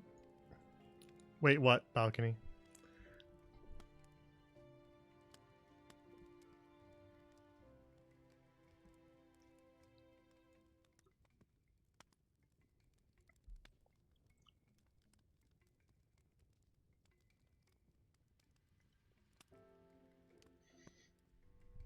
Yeah, a Halasatran campaign will be fun.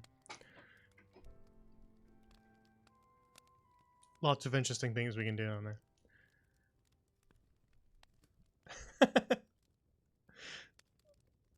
Yeah, I mean, gem dragons tend to hoard mostly the gem that they are associated with. So, but mainly, Deatro wants. Deatro wants useful people who can advance Halasatran agendas.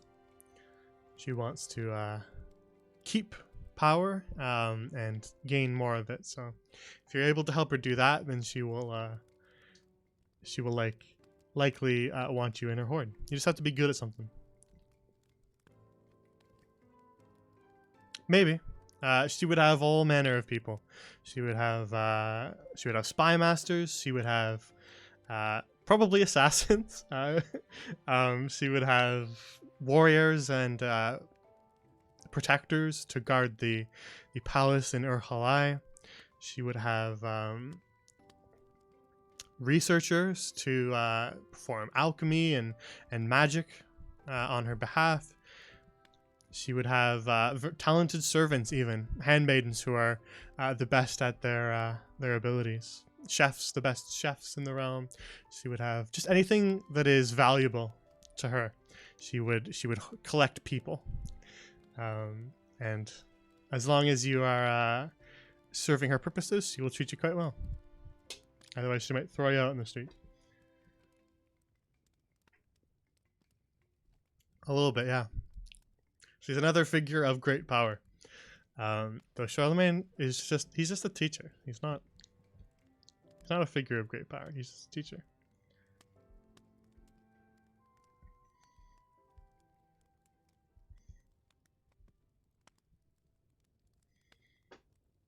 Yeah, what else would he be?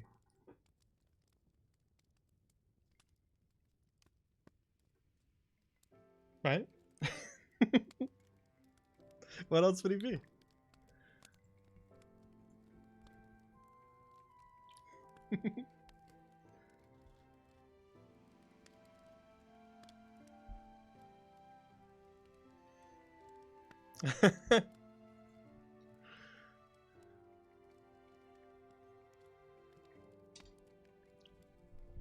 Listen, Charlemagne became a lich because he didn't want to give up. It's basically like permanent tenure. That's why he became a lich, and no other reason.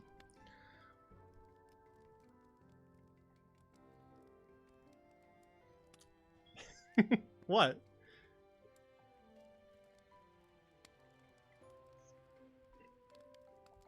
You don't believe me?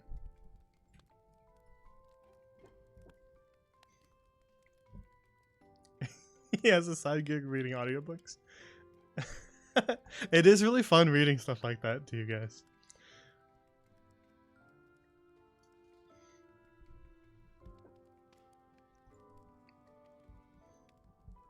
I enjoy it.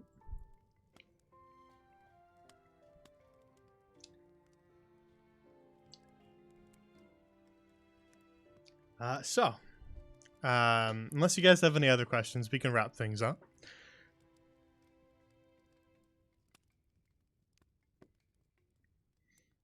Yeah, just like Italy, Jimmy. Thank you for the fancy new places. Yes, you are. It is Falcon Road.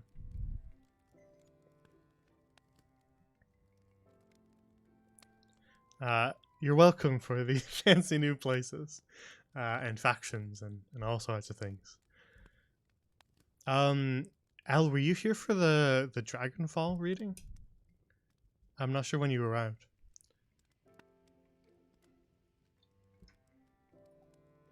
Okay, you might want to go back in the VOD then, because it was an important lore drop. So it'll be on the World Anvil if you just want to read it, but I did read it aloud for everybody, like an audiobook. So it was an important lore drop that has been added to the world, so it'll be under the history section. So if you want to just read it, find it there on the World Anvil. If you want to listen to me read it out for you, then just go back in the VOD. But yeah. Listen, some places need to be mysterious. Some places need to be mysterious. You'll find out more about it when you are horrifically dying there. And then you'll wish you didn't know anything about it.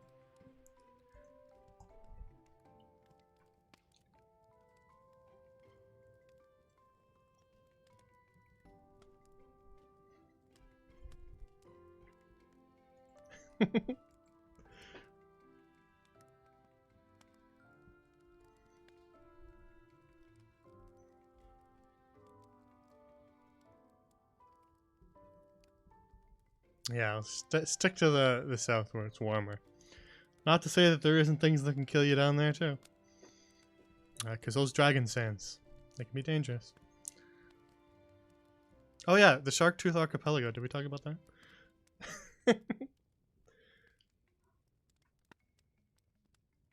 Well, it's not huge, but It's just a series of islands off the coast of Castlevania that pirates tend to frequent. And so most people make their way sort of, when traveling by boat, they make their way like this.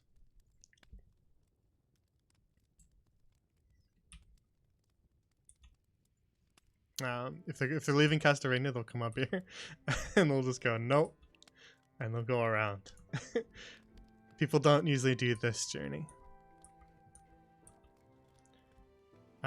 So if you this is not a journey traveled often because of the pirates here, and they recommend that if you are going to sell that you should probably just hand everything over in peace. If they do try to board you, just give them what they want. Otherwise you'll probably end up dead. And instead, if you're traveling by boat, you should go either here to Mercia or over here and head north through the Marin Sea, which is far safer because of the coastal towns and cities of the Seven Baronies.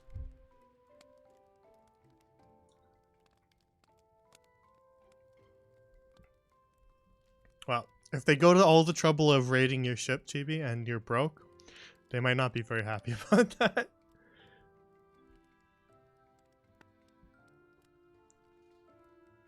Yeah, when Tiamat spits you out. I like drawing maps like that. It's fun. Alright.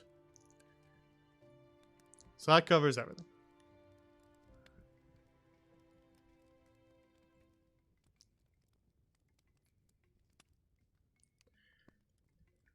Okay, we did all the food as well. Close that, close that, close that.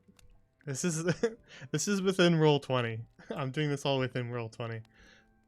This is just a very high res map so that I can zoom right in and have it still look nice for you guys. But yeah, this is a roll 20 map. So that I could use the arrows and the ping as well. And also I sorted the music playlist through here too, but it's an empty chat. But oh, you probably shouldn't say that. Oh well. I'll have to change that now. I forgot that it shows it on my side of the screen because I don't show that often.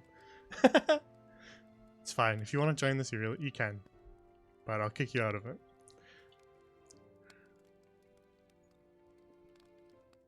Indeed, this is a very shiny map. This is brand new, and very, very high res. If you clip it, I'll be changing the link and banning people from the thing. So just don't make me have to do the work, is all I ask. Because you won't succeed in getting in here. You'll just get banned for it. So.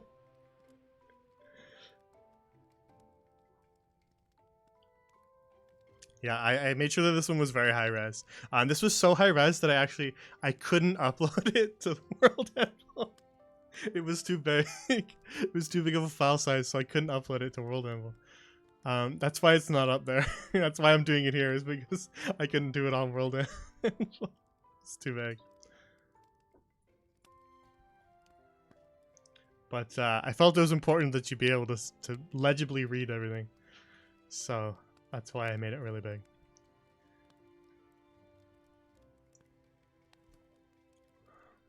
So, I think we can wrap up here.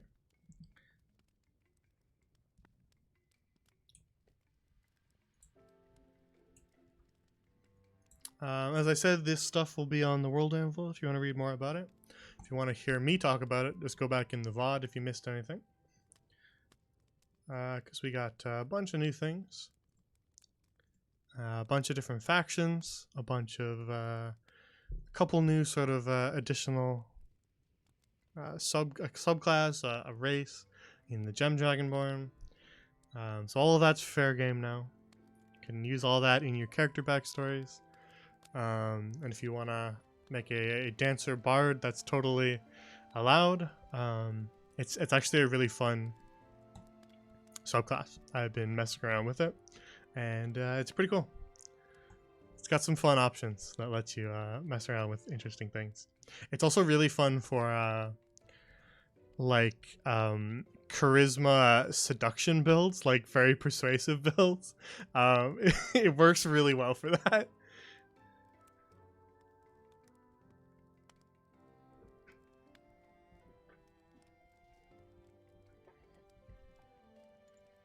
And it lets you use scimitars. So go for it. Go for it.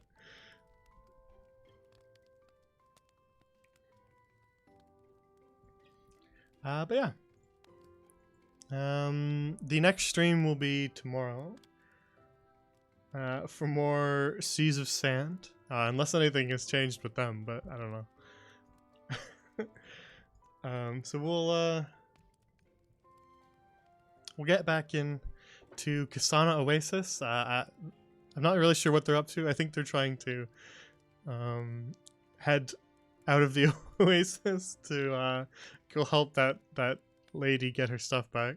To help Noelle Dorado get her stuff back. I'll give you a I'll give a good summary if you're there tomorrow, Chibi. Because I can summarize it decently well, because a lot of the random bullshit that they do can be skipped completely over. So I'll give you a good summary that cuts out all the trims all the fat out and just gives you what you need to know for the episode. The BS is very funny, very entertaining, and I enjoy all of it. But I'm just saying, if I'm going to if I'm gonna summarize it for somebody, there's some stuff we can cut down on. An in-depth description of the shield snipe, sure.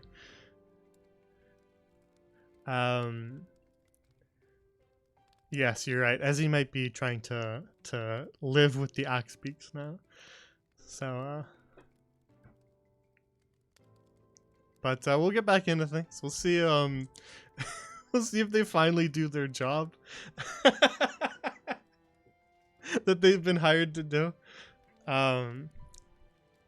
That was so funny last session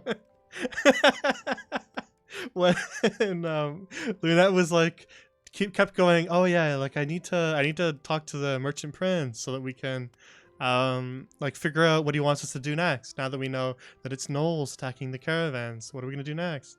And then Lunette talks to the merchant prince for like 2 seconds, just like, hey, it's Knowles, and he goes, oh cool, yeah, goodbye, and just hangs up. Not like, hey, what do you want us to do next? Or just like, yeah, goodbye. It was funny. But yeah, so they're gonna have to ask around town. There wasn't too much more to gain. I don't think that she necessarily needs to make another call. You probably won't gain too much, but I just thought it was really funny how brief it was after like it was like 2 sessions worth of oh yeah, I need to call him, and then it took like 2 seconds to call Squall. Should have let Ezzy talk. It would have been like an hour-long call.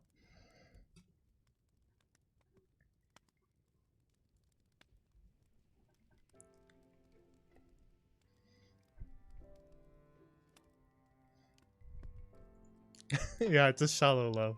If you looked like a bird, then it would be true love.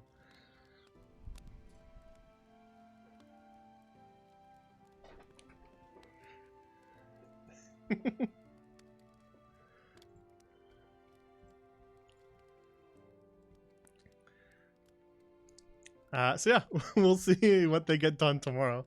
We'll see if they head out to the old sinkhole and find Noelle's stuff. But they might spend some more time in Kasana talking around to people.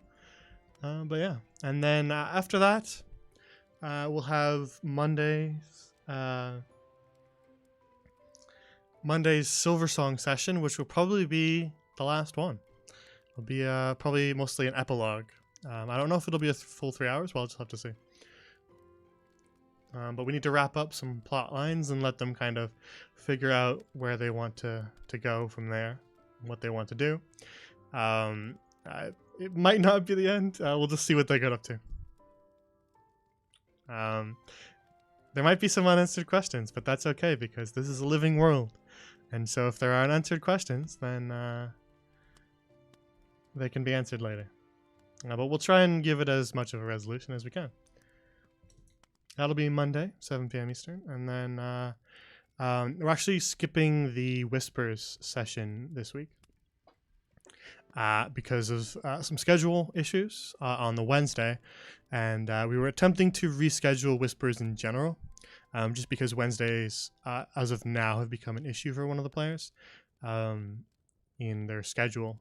So we were actually attempting to shift it, but Thursday doesn't work and Friday doesn't work for the other players. And so I'm thinking if Silversong does wrap up, we might actually steal the Monday slot from them the week after. So next week, there'll be no Wednesday stream. Unless I just decide to do like a casual stream on Wednesday, but we'll see. You're not gonna get closure on Satan Appleseed. He was, if you watch the channel for long enough, you'll realize that I foreshadow and seed little characters in, who will come up again later, but not in that campaign, so that you go, oh, I remember that guy, but you are not gonna get any closure on him. He is gone. He told them that he was leaving, so he is gone.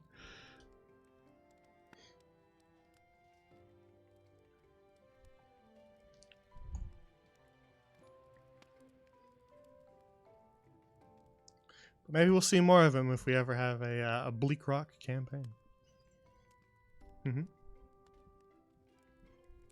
Which will happen eventually. I definitely want to do one there. It's just not on the top of the list right now, but eventually. And we'll see more of that friendly fellow.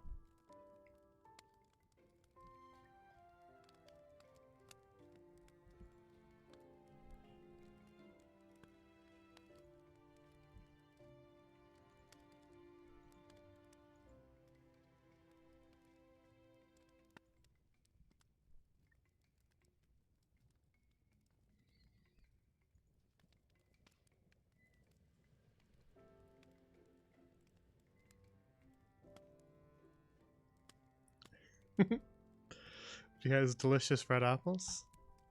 Maybe. So yeah, we're going to skip a Whisper session and then try to see what night we have to reschedule it, because I'm still, on Tuesdays, I'm still in the Brunch Bunch campaign on Tavernon's channel, playing Lucy Merriweather, but I'm not sure how many sessions we'll have of that. It might be, this Tuesday might be the last one, but it might also be the penultimate one. And so if it is the last one, then we might use Tuesday for Whispers. But if it's not, then we might, and Silversong does end, then we might instead use Monday. So we're just kind of waiting to reschedule Whispers in the Woods for what slot is freed up first. So yeah, next week there will be no Whispers, which is a good opportunity to go get caught up on what's going on there in the Briar Keep.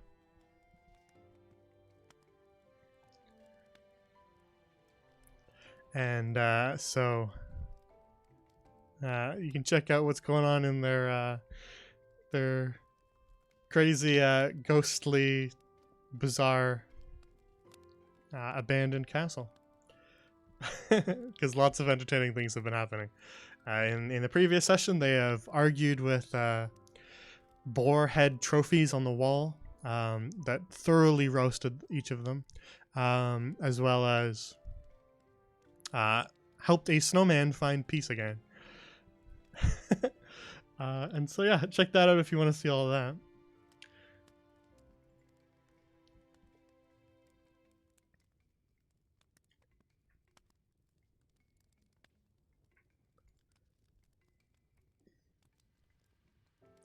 And that will be the streams for the foreseeable future. And then soon after, we'll start up with our short stories again. So yeah, that is what things look like on this channel. So let's wrap it up, shall we? if you have not followed me on Twitter and you have a Twitter, do so. I retweet art, all sorts of really good art from some of the players and stuff like that, as well as anytime I'm changing the schedule around, I'll usually tweet about it. So if you want to be updated on that, you can check out the Twitter. And if you want to join our Discord, that's another option. It's not just for the players, it's for anybody who has an interest in the world. We've got meme channels and art channels. Yeah, I was going to do that one last time, but thank you. Got meme channels, art channels, channels for all the different campaigns and stuff like that for you to post your theory crafting on what's going on in the world. And if you want to catch up on something you missed, and it's not on the Twitch VODs, then check out the archive. Because after 15 days, the Twitch VODs go away. But I upload them all to YouTube to be saved. And that way you can get caught up on things that you miss. If you want to read more about the realm, the Star of Lorien, as I've been calling it, Eldrannor, the Glimmering Isles, and Bastila, if you want to get some more information or go back and check out something that I talked about on this stream, check out the World Anvil link. That's the link right there. Right now, the stuff that I talked about on the stream is not up there, but after the stream, I'll be going through and making it all public. So probably within about a half an hour after the stream, I will have that all up for you. And once it is up, I'll post on both Twitter and the Discord that it's up so that you know when it is. So yeah, check all of that stuff out if you want to go back and get some inspiration for maybe characters that you think would be cool to exist within the world and stuff like that. Feel free to discuss that stuff in the Discord. Or with me on Twitter if you really want to. I'm never really mad at anybody who adds me on Twitter, so don't feel like you're going to bother me or anything by adding me on Twitter with questions or things like that. It's perfectly allowed. I will never be annoyed. I enjoy people's enthusiasm about the realm. Because as you can see, I can sit here and talk about it for several hours on end. This is proof now that we can do about 4.5 hours of just talking about the world. And that was just one continent.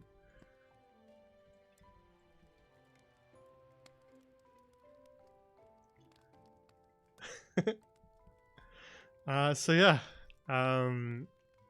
That's where we will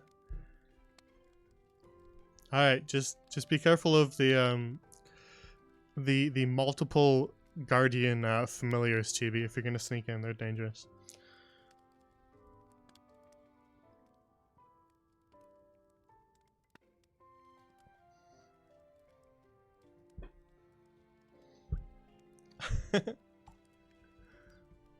That's just called being an NPC. Living in the realm's walls. That's just being an NPC.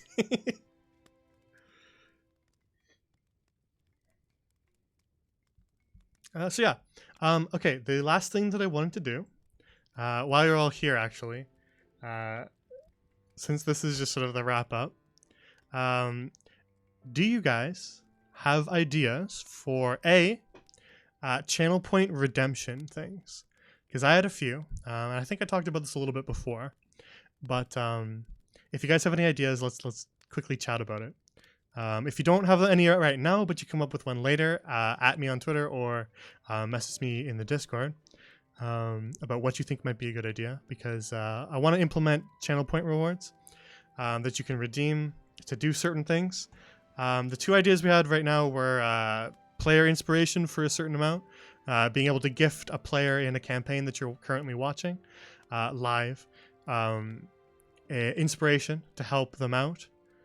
Since I don't use inspiration too much, I try to not overuse it, but I'll make it a certain point amount that if you are watching enough streams, you'll eventually be able to give a point of inspiration to somebody to use during that stream. But to balance things out, you will also be able to gift me a point of inspiration.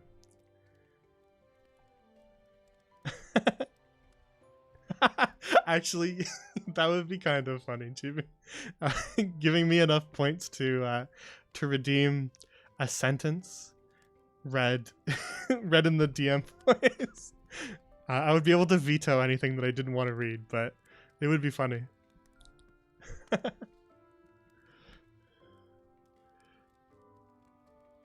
So yeah, the other side of that would be that you guys could give me. Actually, yeah, we should do like the highest one is that I reveal like a secret or something. That'd be kind of interesting.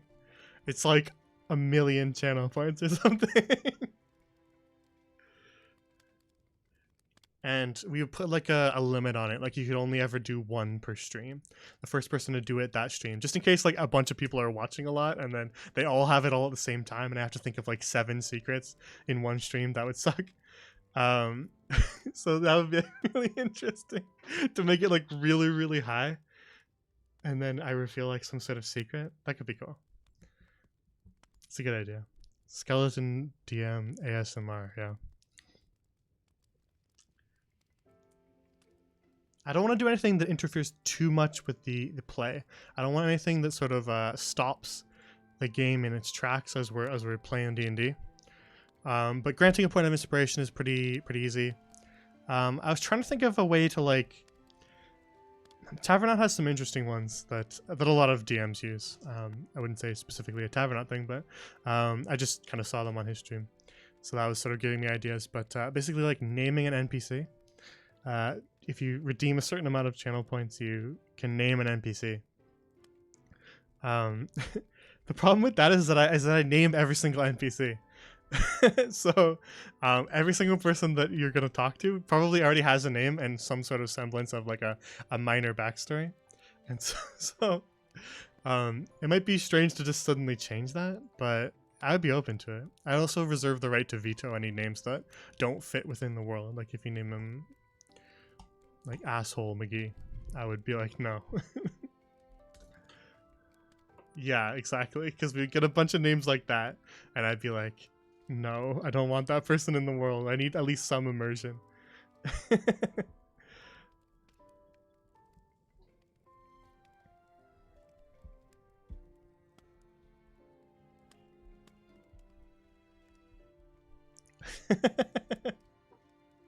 Exactly. I would feel bad because I would reject some people's name. So I don't know if that's a good idea, but it definitely sounds interesting.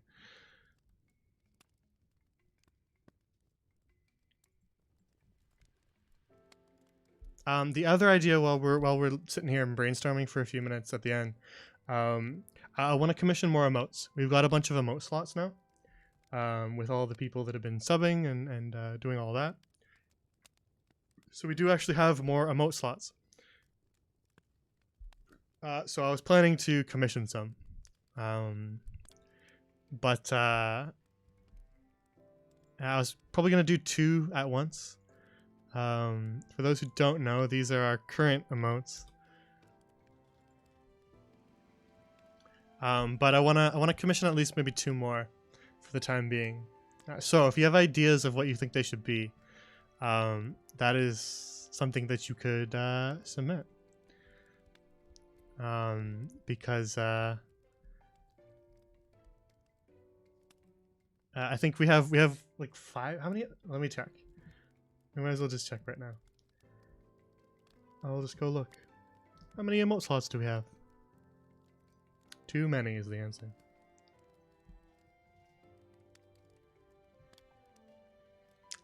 All right. So we have a bunch of slots for follower emotes.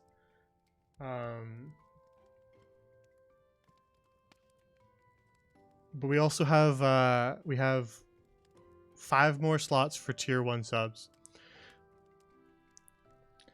Do you mean Chibi, hang on, do you mean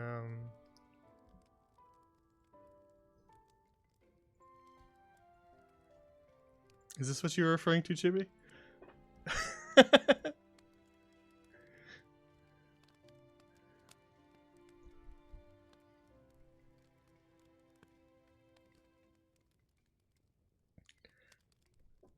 We do have a couple ideas already, I believe.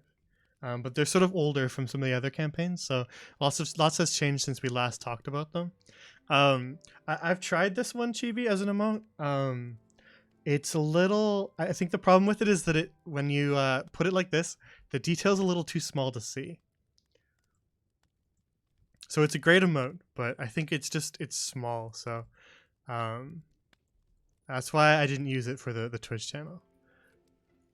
I think it's just the way that it's sort of like wide and then the whole hat's in there. It makes it really, really tiny when it's done. Also, this was drawn at like an amazing resolution, by the way. It's like super high res, which is amazing. But when you actually commission emotes, they draw them at a incredibly small resolution. So as you can see, when I sort of do this, no, actually that's not going to work. It sharpens it here. But when you actually shrink them down into a smaller file like that, it will make it really blurry. There's a... If you just search like Twitch emote resolution, it'll show you that resolution that they're usually drawn at. They're square, and they are drawn at a certain resolution so that when they're blown up again, or when they are shrunk down and posted in the chat, they still look good. But yeah, so it's a bit of a different sort of thought process than normal art, which is why people advertise that they do emotes specifically, often when they're doing art like that. So yeah, we did have a couple ideas. I don't know where they are, but I don't know if I copied them over to my new stuff, but I'll check. Perhaps not.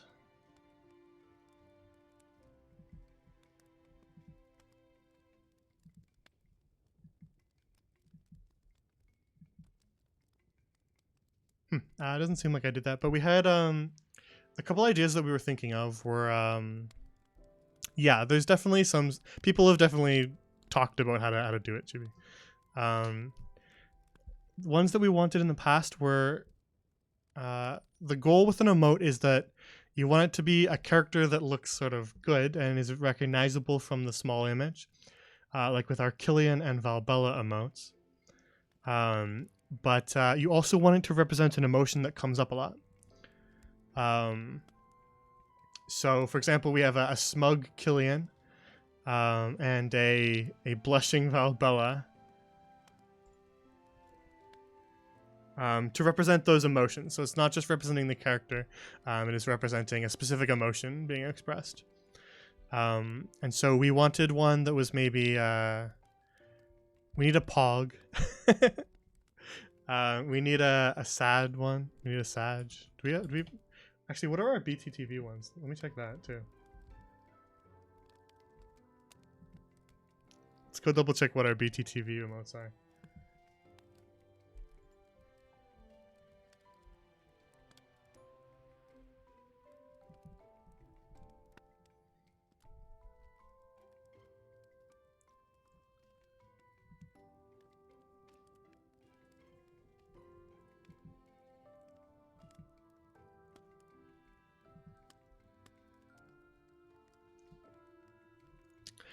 So we need some sort of a lot of the way that a lot of emotes work out is that they're sort of some of the commonly expressed emotions, but the ones that match they match the channel that they're from, so that they can be used wherever, but still express that emotion. So we need some sort of maybe a Monka-esque equivalent, some sort of nervous, worried looking character, because that comes up a lot in D&D. Another one that we were going to do is some sort of salute. I think that was going to be Croak from Class of Crows. So that's another idea. We need some sort of Pog. Though we have been using Pog Frog, which has been working. In the Discord.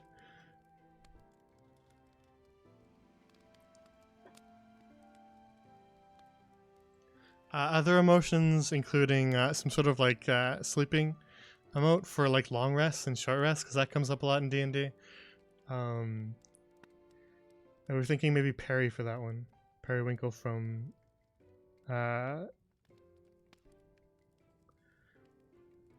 which in the Discord, GB? Is that what we're talking about?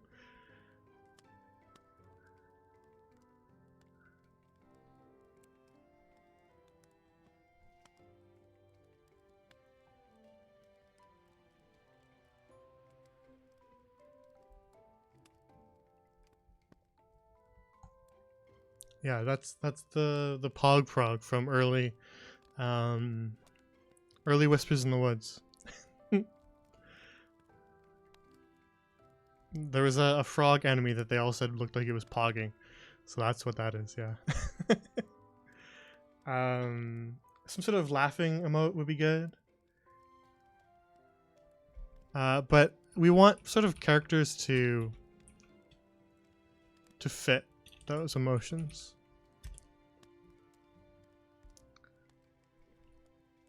So it's up to you guys to decide what kind of characters would fit what kind of emotion and how we should get them commissioned. We also have this one, which is pretty good.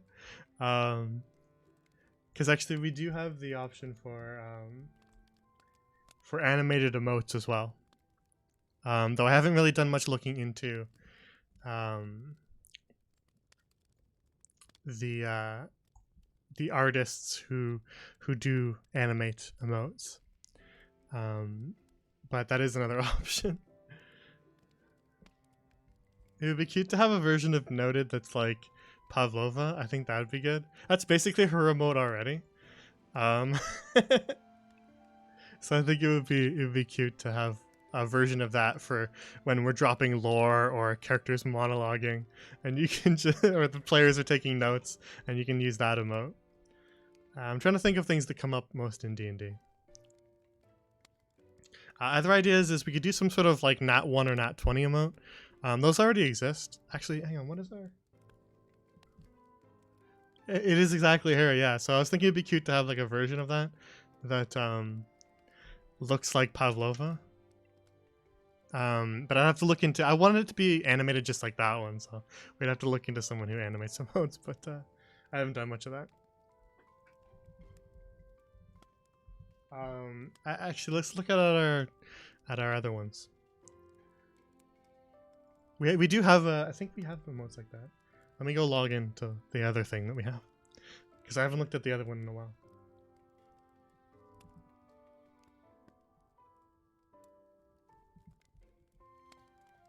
And then we have one slot each for the tier 2 and tier 3 subs as well.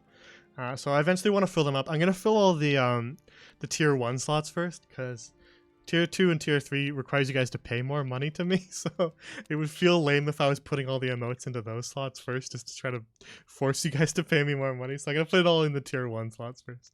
We'll fill those ones up, and then we'll maybe think about doing more emotes in the other ones.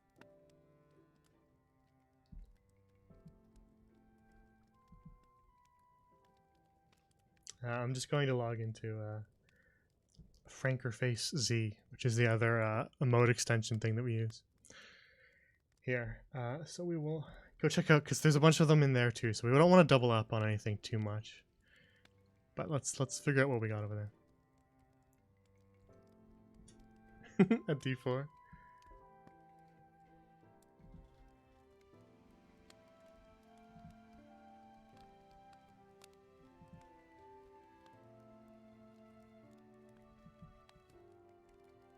Let's see what is here.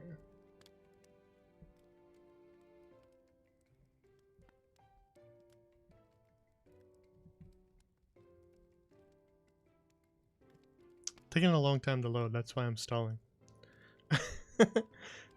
That's D&D. That's how the rolls work. Unless you're a divination wizard, then you just say, nope, let's do that again.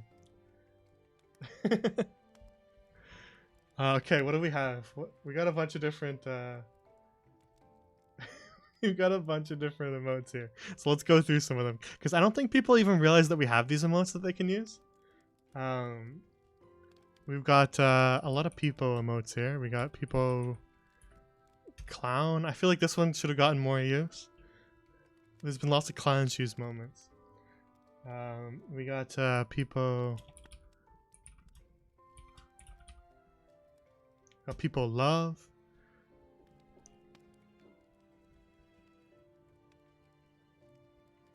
We got Sag. Sag is such a good emote. It expresses such a perfect emotion. I really like it. Oh, you might not have the right extensions on, Chibi. That's why you're not seeing these. That's why you're just seeing me type it. No, it's not a payment thing. Basically, okay. There's an extension called Better Twitch TV, which allows you to see all the emotes that people are always talking about. If you're on your phone, it might be a little harder. But they're extensions that most channels use. So if you ever see channels where like they're typing in an emote and you just like that looks like an emote, but I can't see it, it's probably that's why.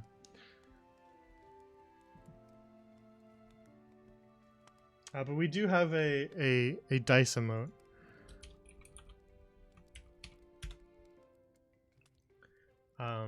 But we could do like a nat 1 and a nat 21. We also have this one. You guys won't be able to see this. Wait, you can see it now? Okay, good. This is a really good one. Yeah. What did you think we were? Can you see this one, Chibi? That I just typed? The people arrive. Yeah, that's what we've been doing the whole time, is making the little frog show up. That's why we've been saying people arrive this whole time. No, you can type it out. That's how you do it. You type it out.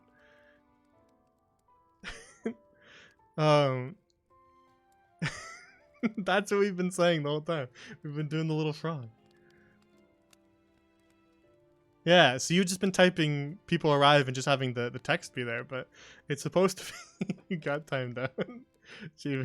For caps spam. But it's only a 5-second timeout, so we'll be back in a couple seconds. It did go and delete all your other messages though.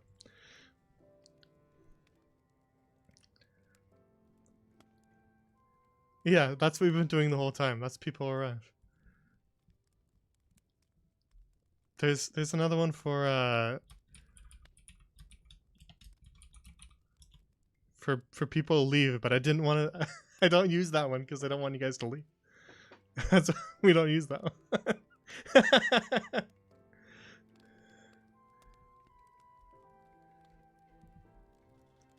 But yeah, balcony. You're now seeing like the true world of these streams because we've been doing this the whole time. This is another one that we have for when that background music is particularly jamming.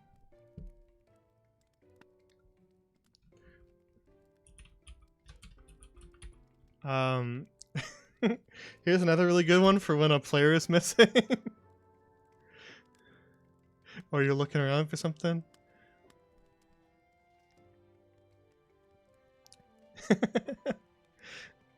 Welcome to the wonderful world of emotes. Balcony.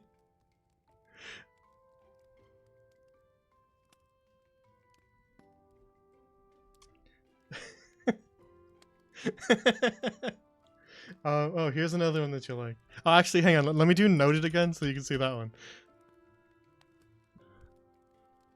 We were talking about noted, but you couldn't see it.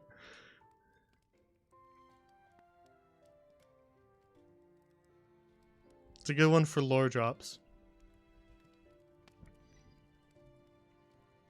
And then here's for when the this is for when the background music is really is a real banger.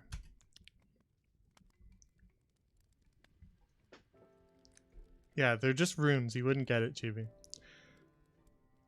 We're using runes to summon. It's all caps on the jam part. There you go. That's for when you're jamming to this song.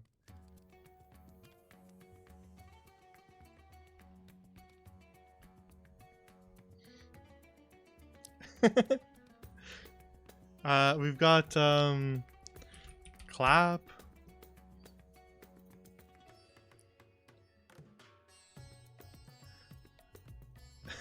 We've got Beepo run for when that monster looks a little too tough.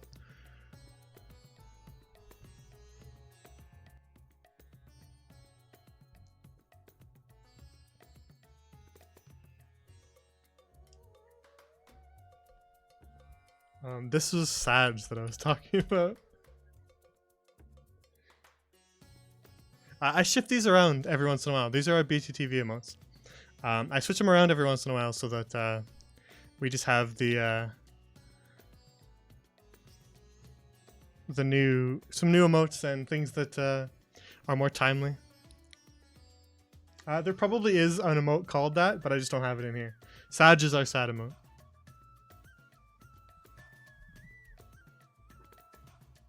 There's if you this is the typical one. Can you hang on? Can you see the ones from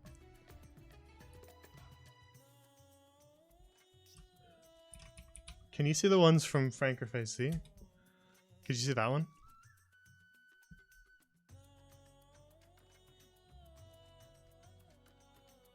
Okay, cool. So you can see all of them now.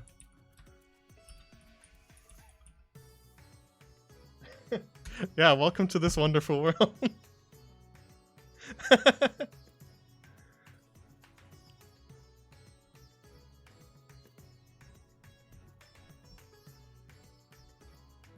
Also, a really good one for adding. This is a really good one for adding some extra emotion. It is Peepo Knife.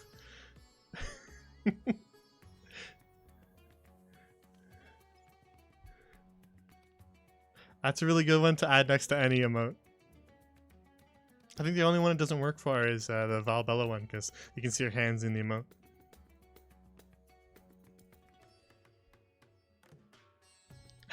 Exactly.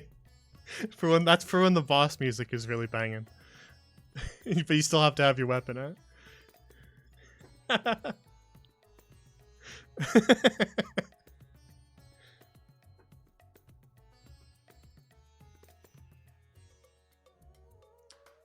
This is the one that I've been doing for some time before I had the Granlo TPK. I've been doing this in the chat.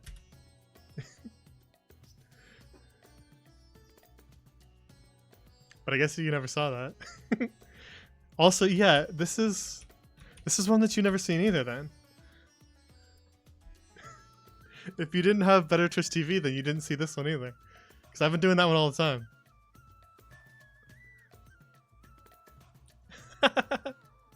That's funny.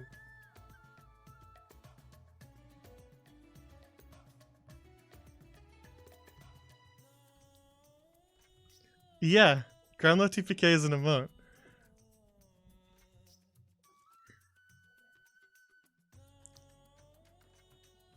It's in the Discord too.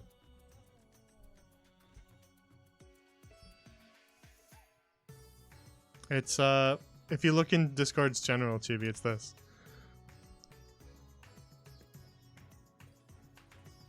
Only 1 poison damage, you live.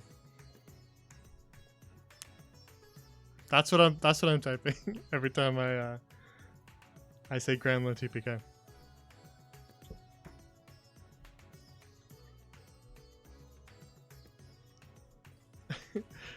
I've also been doing this one sometimes that you guys probably didn't know what I was talking about. I've been doing that anytime you guys have a particularly correct theory or a harebrained plan. I've been hitting you with that one too.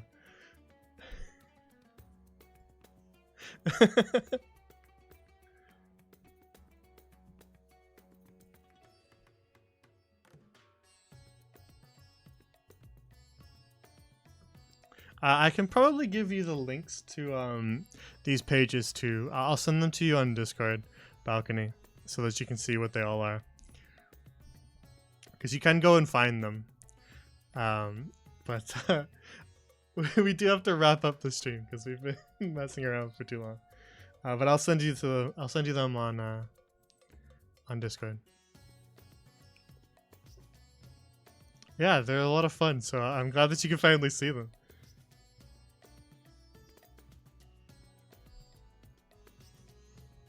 I got some anime ones too for the anime aficionados. I always forget this one because I have no idea how many O's are in it. I think it's 4. There we go.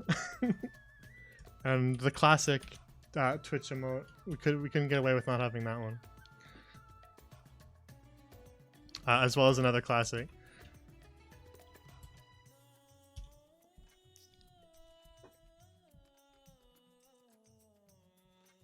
If you're looking for the sad version of the people one, that's this one. This is another classic one.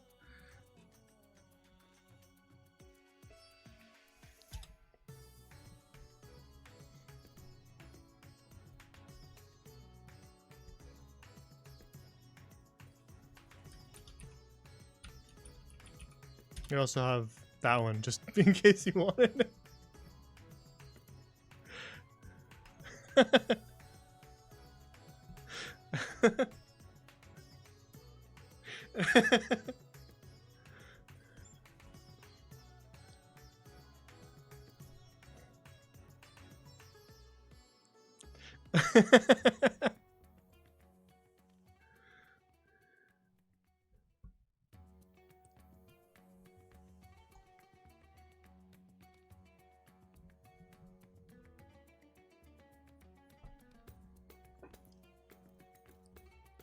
Yeah, this is this is what Infernal looks like actually.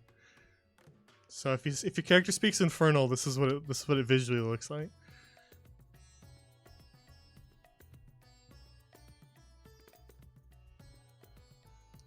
Exactly. See, that's why People Knife is so good. It's because it combines with so many emotes so perfectly.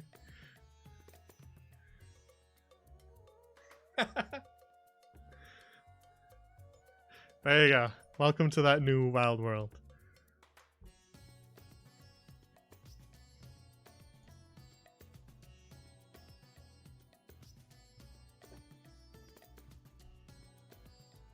Oh, here's another good one. I think it's 5. There we go.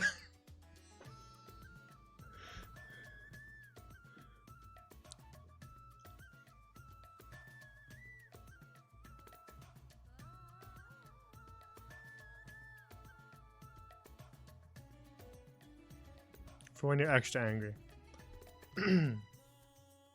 Alright. Let's call it a night. We've been messing around.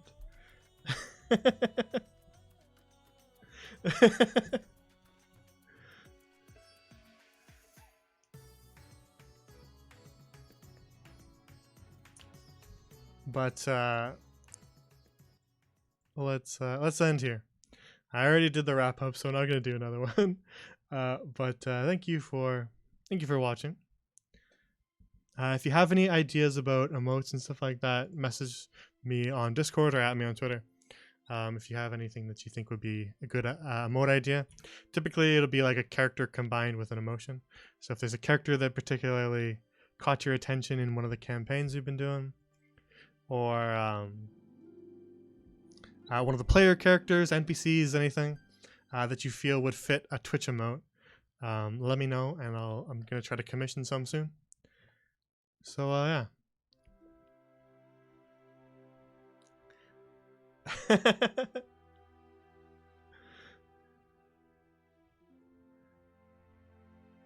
Well, I'm glad you can finally see them. Balcony. A pancake emote? We already do have like you can just use the normal camel emote. That's him. Look, there's even 2.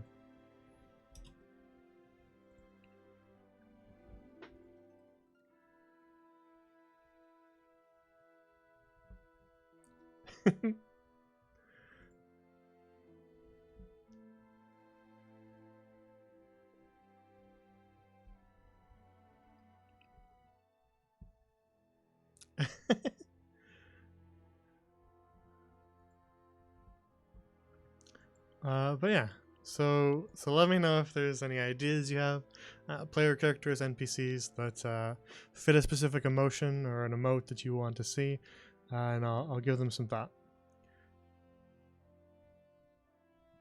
And then I'll do some commissions soon, because I want to fill those empty emote slots and get us some new emotes. It's been a while since we did one. I've been kind of waiting, but I think it's a good time to do it now. So we'll give it a shot. We've got one from Seas, one from Classic Crows. So I don't think we have any real ideas from Whispers or Silver Song. So if you have an idea of one from those campaigns, that'd be nice to add.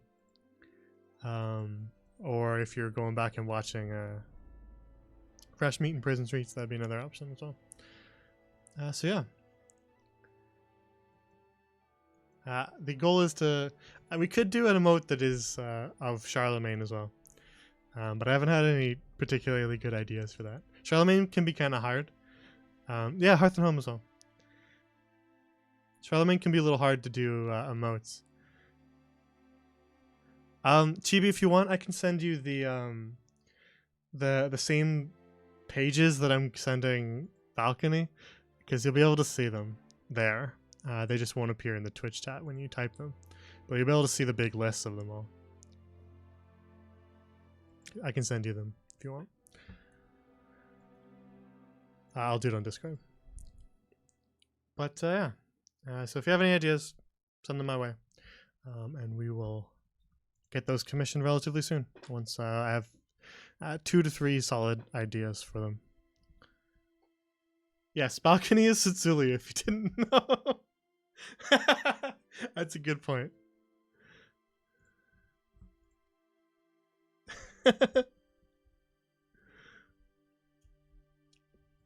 Yeah, Sicilia and Naraka from Hearth and Home. We probably should have mentioned that earlier.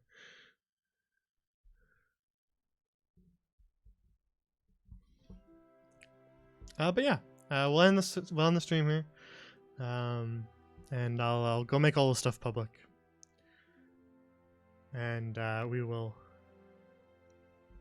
return tomorrow around 7ish for more Seas of Sand, unless anything changes. So have a good night, and we'll be back soon. Take care. Thank you for watching, and have a good night.